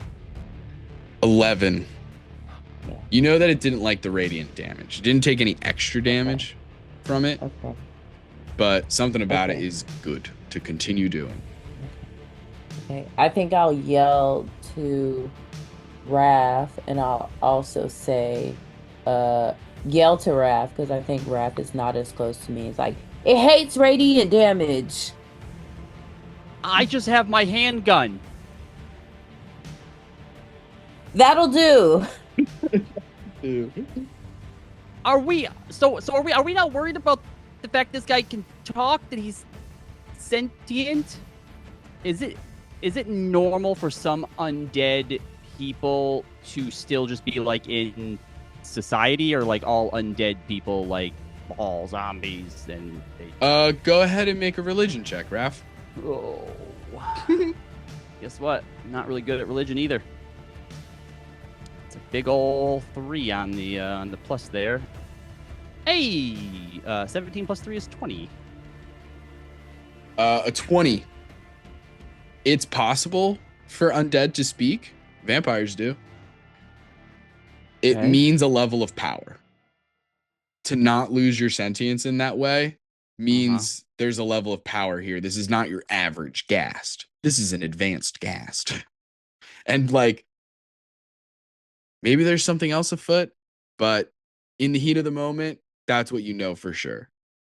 That this is a more powerful being than your average low-level CR2 ghast.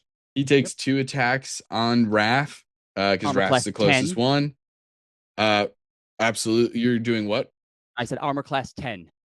Armor class 10. Goodness gracious. I thought you said I reflect 10. So the first one does miss regardless. It was not one. Wow.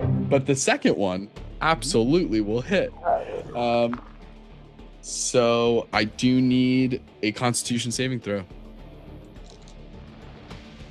Not great at those. Technically, I have to make 2 because of concentration. So I'll do my. Yeah, it's just 6 total damage.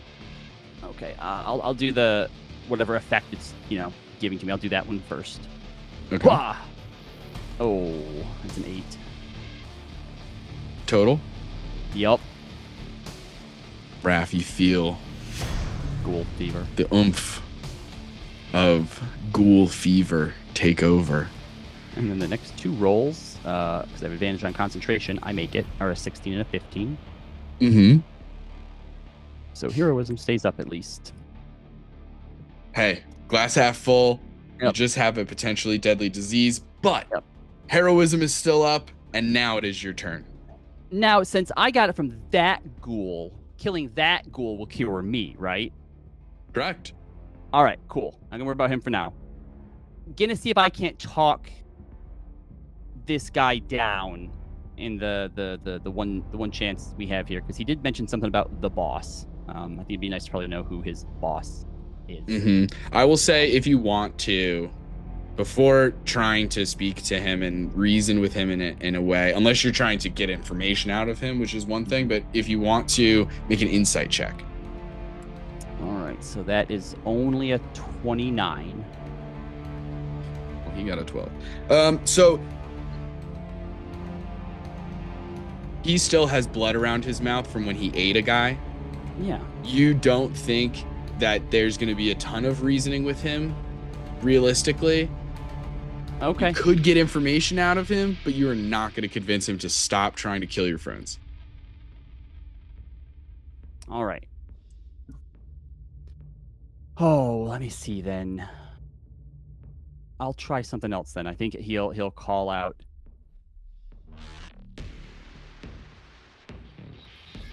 You know, the boss was right about you too, being the dumbest of them all. Can't believe he sent you here instead of where the real buffet is. What an idiot. Please make a deception check.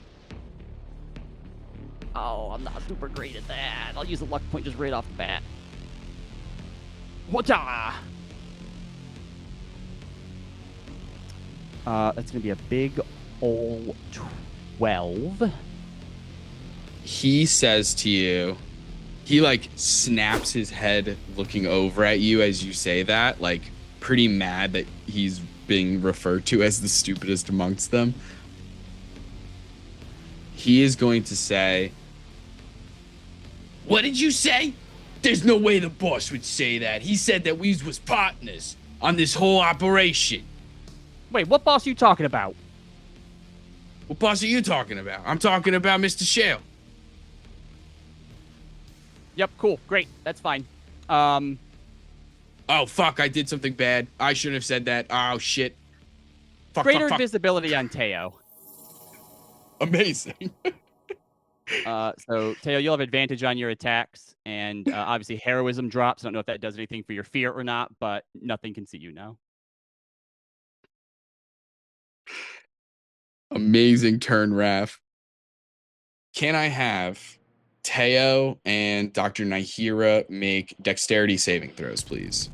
As he is just Tasmanian deviling around the place a little bit. So, what are those dex saves? The look on Mia's face, not great. Well, I had to spend my last luck point to even. I just keep rolling low. But it's a 21 at advantage. A 21. Okay, incredible. 14. So 14, incredible.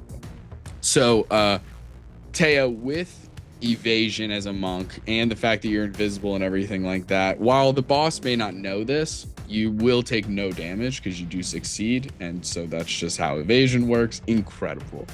Unfortunately, Dr. Nahira, you do fail. And so I need a constitution save. Okay. Here you go. That's 5. Woof. Okay. So you're going to take 31 points of necrotic damage.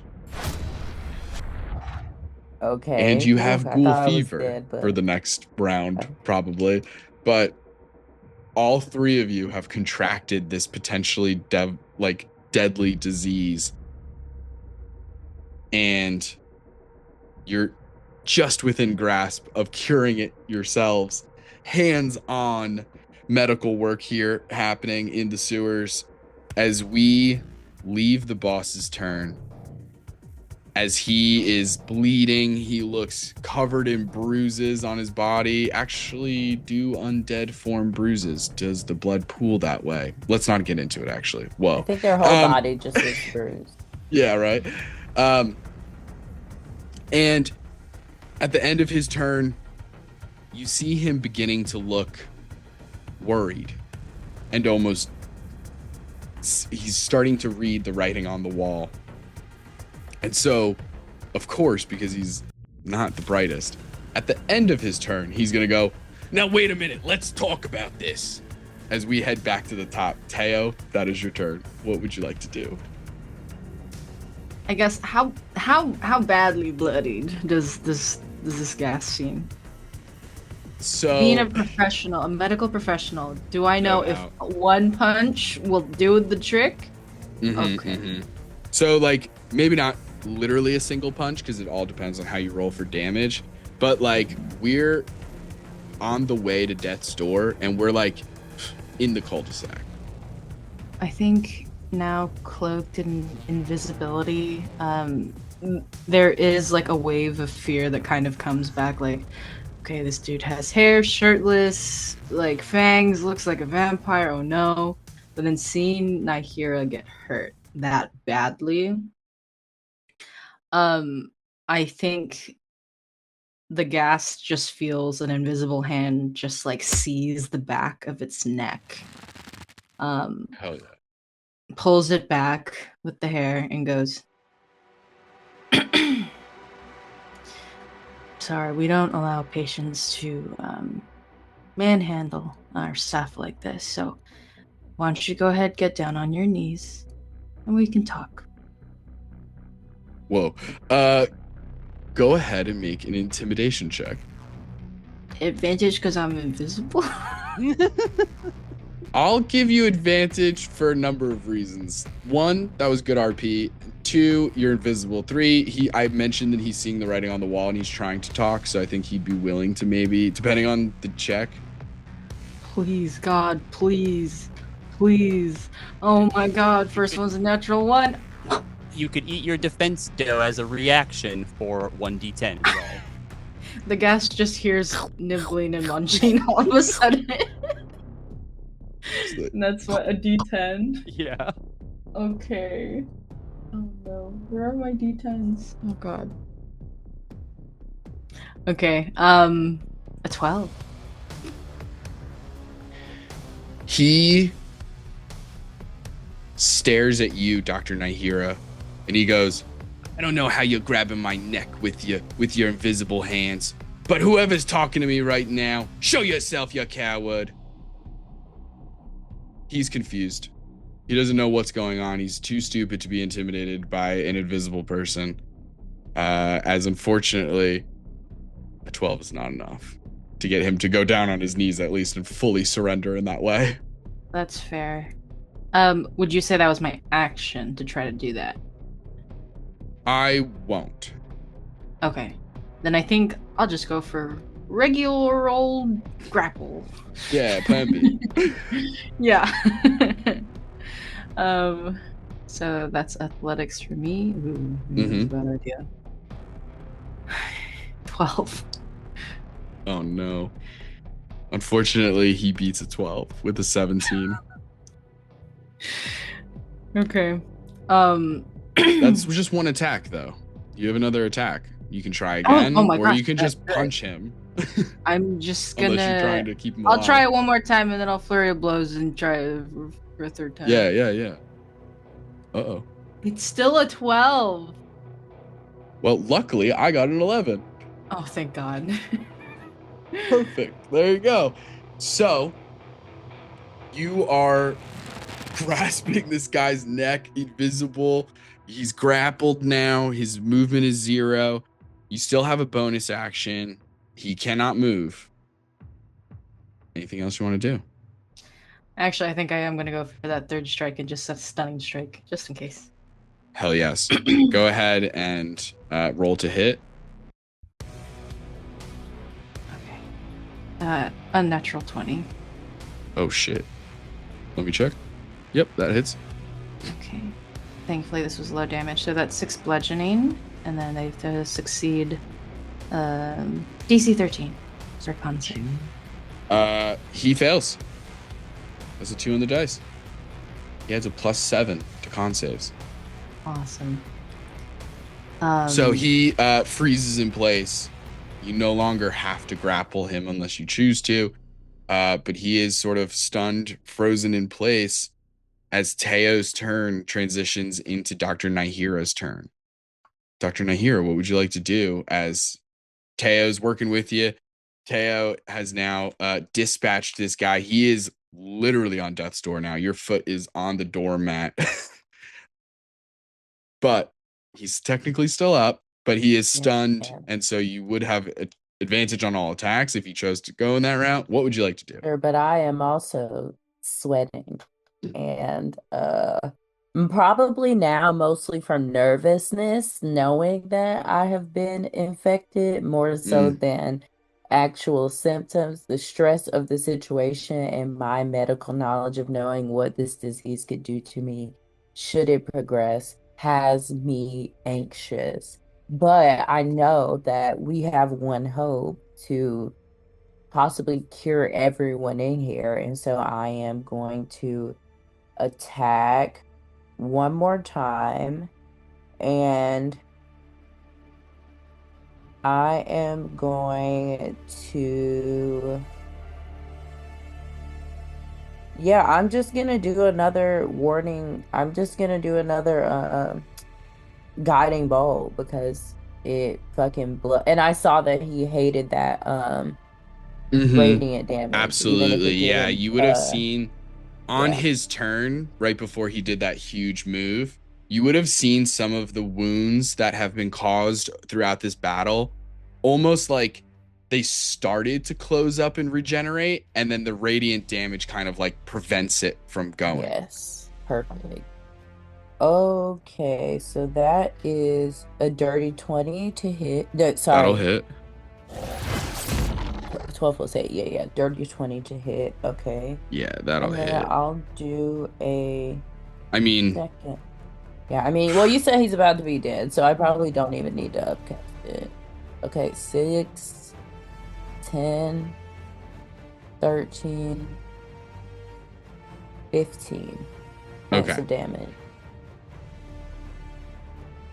Dr. Nahir, describe how you finish this ghoul as you see the ghoul in front of Raph drop dead, and you and the others immediately feel, even though the symptoms haven't kicked in, you immediately feel this like rejuvenation almost.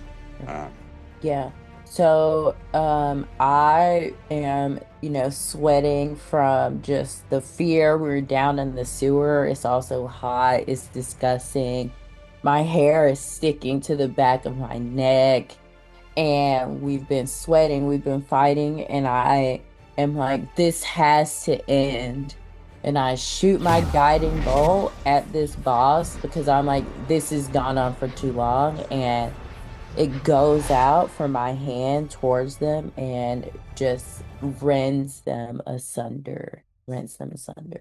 Incredible. As this radioactive green bolt of energy hits this boss, gassed, you see it like pierce through the body and enter into the innards, as like you see the gas like still alive for a moment as it like is looking down and almost clawing at itself, as the green flames of holiness begin to like eke out of all of its orifices. Its like eyes light up, its mouth is like regurgitating flames of holy green fire as this creature falls and is mostly asunder. And as we exit combat, still finding ourselves in this subterranean chamber connected to the sewers beneath Sphinx City, can I have all of you make either investigation or perception checks to kind of look around? That perception? Perception or investigation, whichever you would prefer. To give my last bardic. I think it's my last bardic. Oh no, I got one more. My last bardic to Teo. It's a D10 that you can use if you need to. All right, 25 perception for me. Amazing.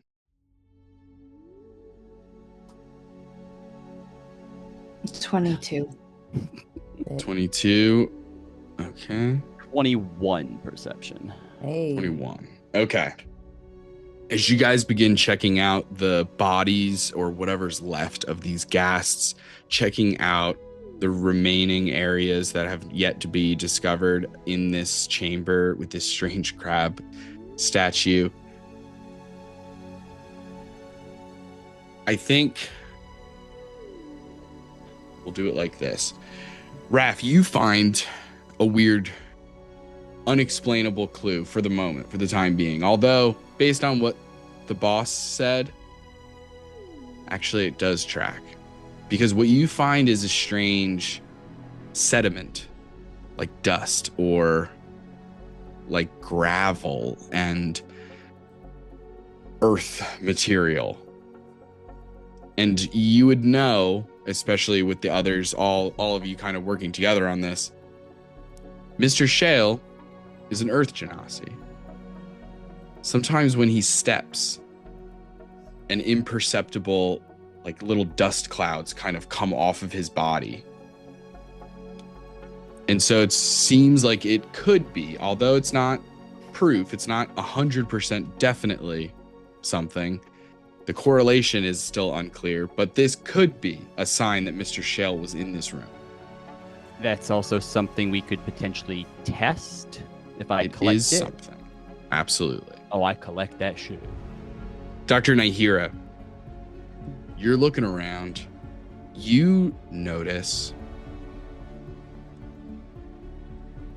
there's like a hidden compartment that you're able to find with like a 25 perception. You're looking around the crab specifically. I think there's a part that's even just like outside of this case and everything that's going on. What the fuck is this crab? And so you're kind of like checking out the crab as you're looking for other things. And you find this hidden little compartment towards the back of the crab, closer to where the boss originally was at the start of this combat. And in this little compartment, almost like a cubby, it's like carved inwards where you could leave stuff. And you find what look to be used syringes that have a very, there's only enough substance in one of these syringes for like one test to see what it is. You do notice that the syringes have like in there's just like a crumpled up piece of like litter almost. And there's something in your head that's like, let me grab that too. And as you grab that, it's actually the packaging of these syringes.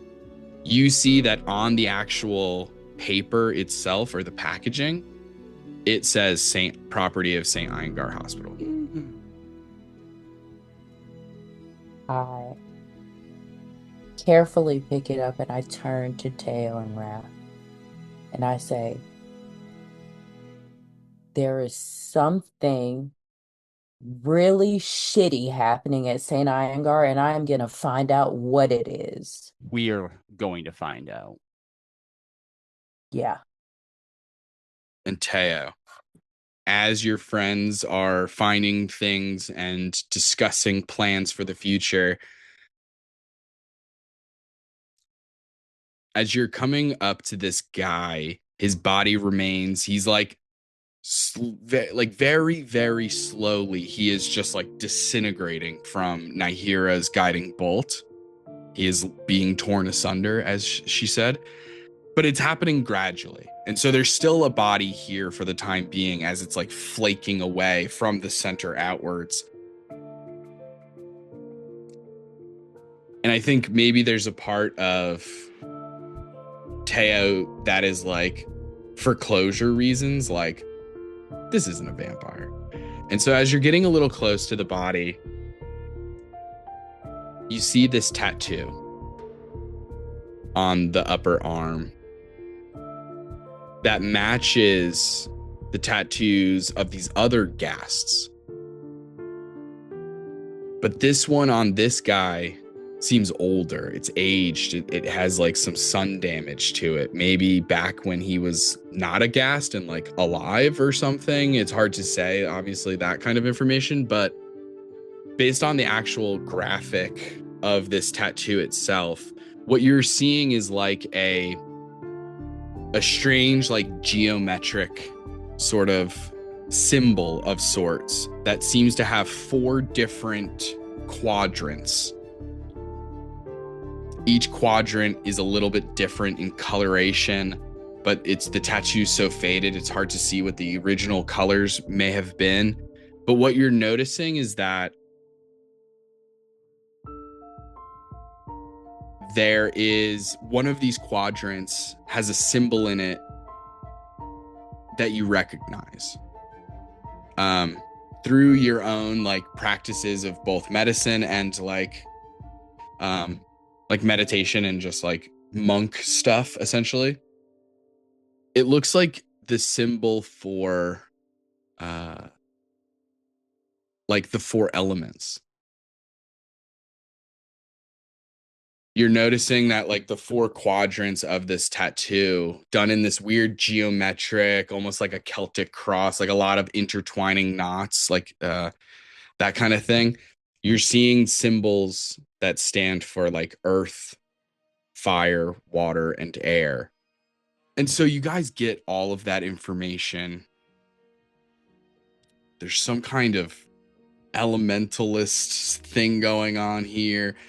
Clearly the hospital is connected in one way or another, and now we have some form of proof. Although you guys killed part of the evidence, you do have some new evidence that may be able to be tested. But at this point, is it your word against Mr. Shales, the CEO of a successful hospital? Hard to say. And so, as you guys get your stuff together, get back in the kayak, reverse engineer your way back to Sewer City, you see that Dallas and Denver and London and Paris and Dakota are looking and feeling much better.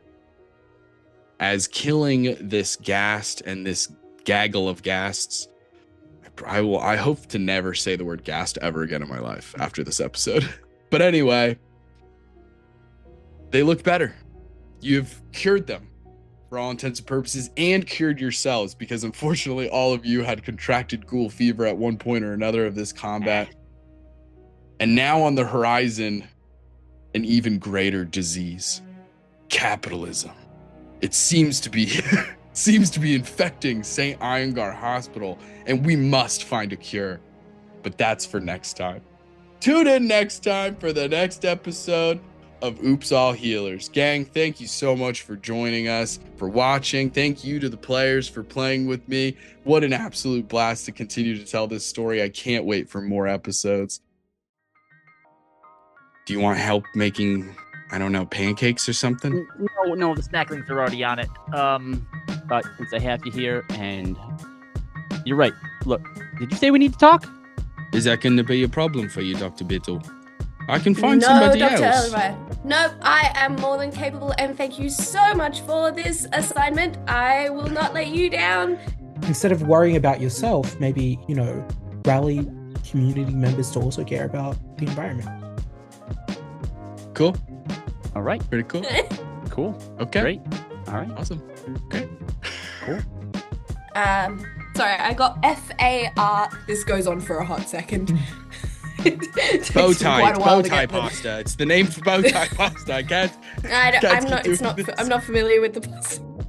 I know you're good at this. We just talked about it. Go ahead and make a persuasion check, Dr. Thomas. Thank God. So it's a nat 1 on the dice. No. But So you were collecting gossip? That's what Dr. Erlenmeyer called it. Have you heard of the bow tie guy? Immediately, oh my God, mayonnaise everywhere. And then from behind this person will speak loudly enough that they can hear him and will say, I love your butt. Now, who is the one who did that surgery? Dr. Nahira. Who did the kill mode seem to target? Dr. Nahira. There's somebody kidnapping a bunch of fish people over in Shadow Island. And in here, you find a series of documents that look like torn pages of an old tome.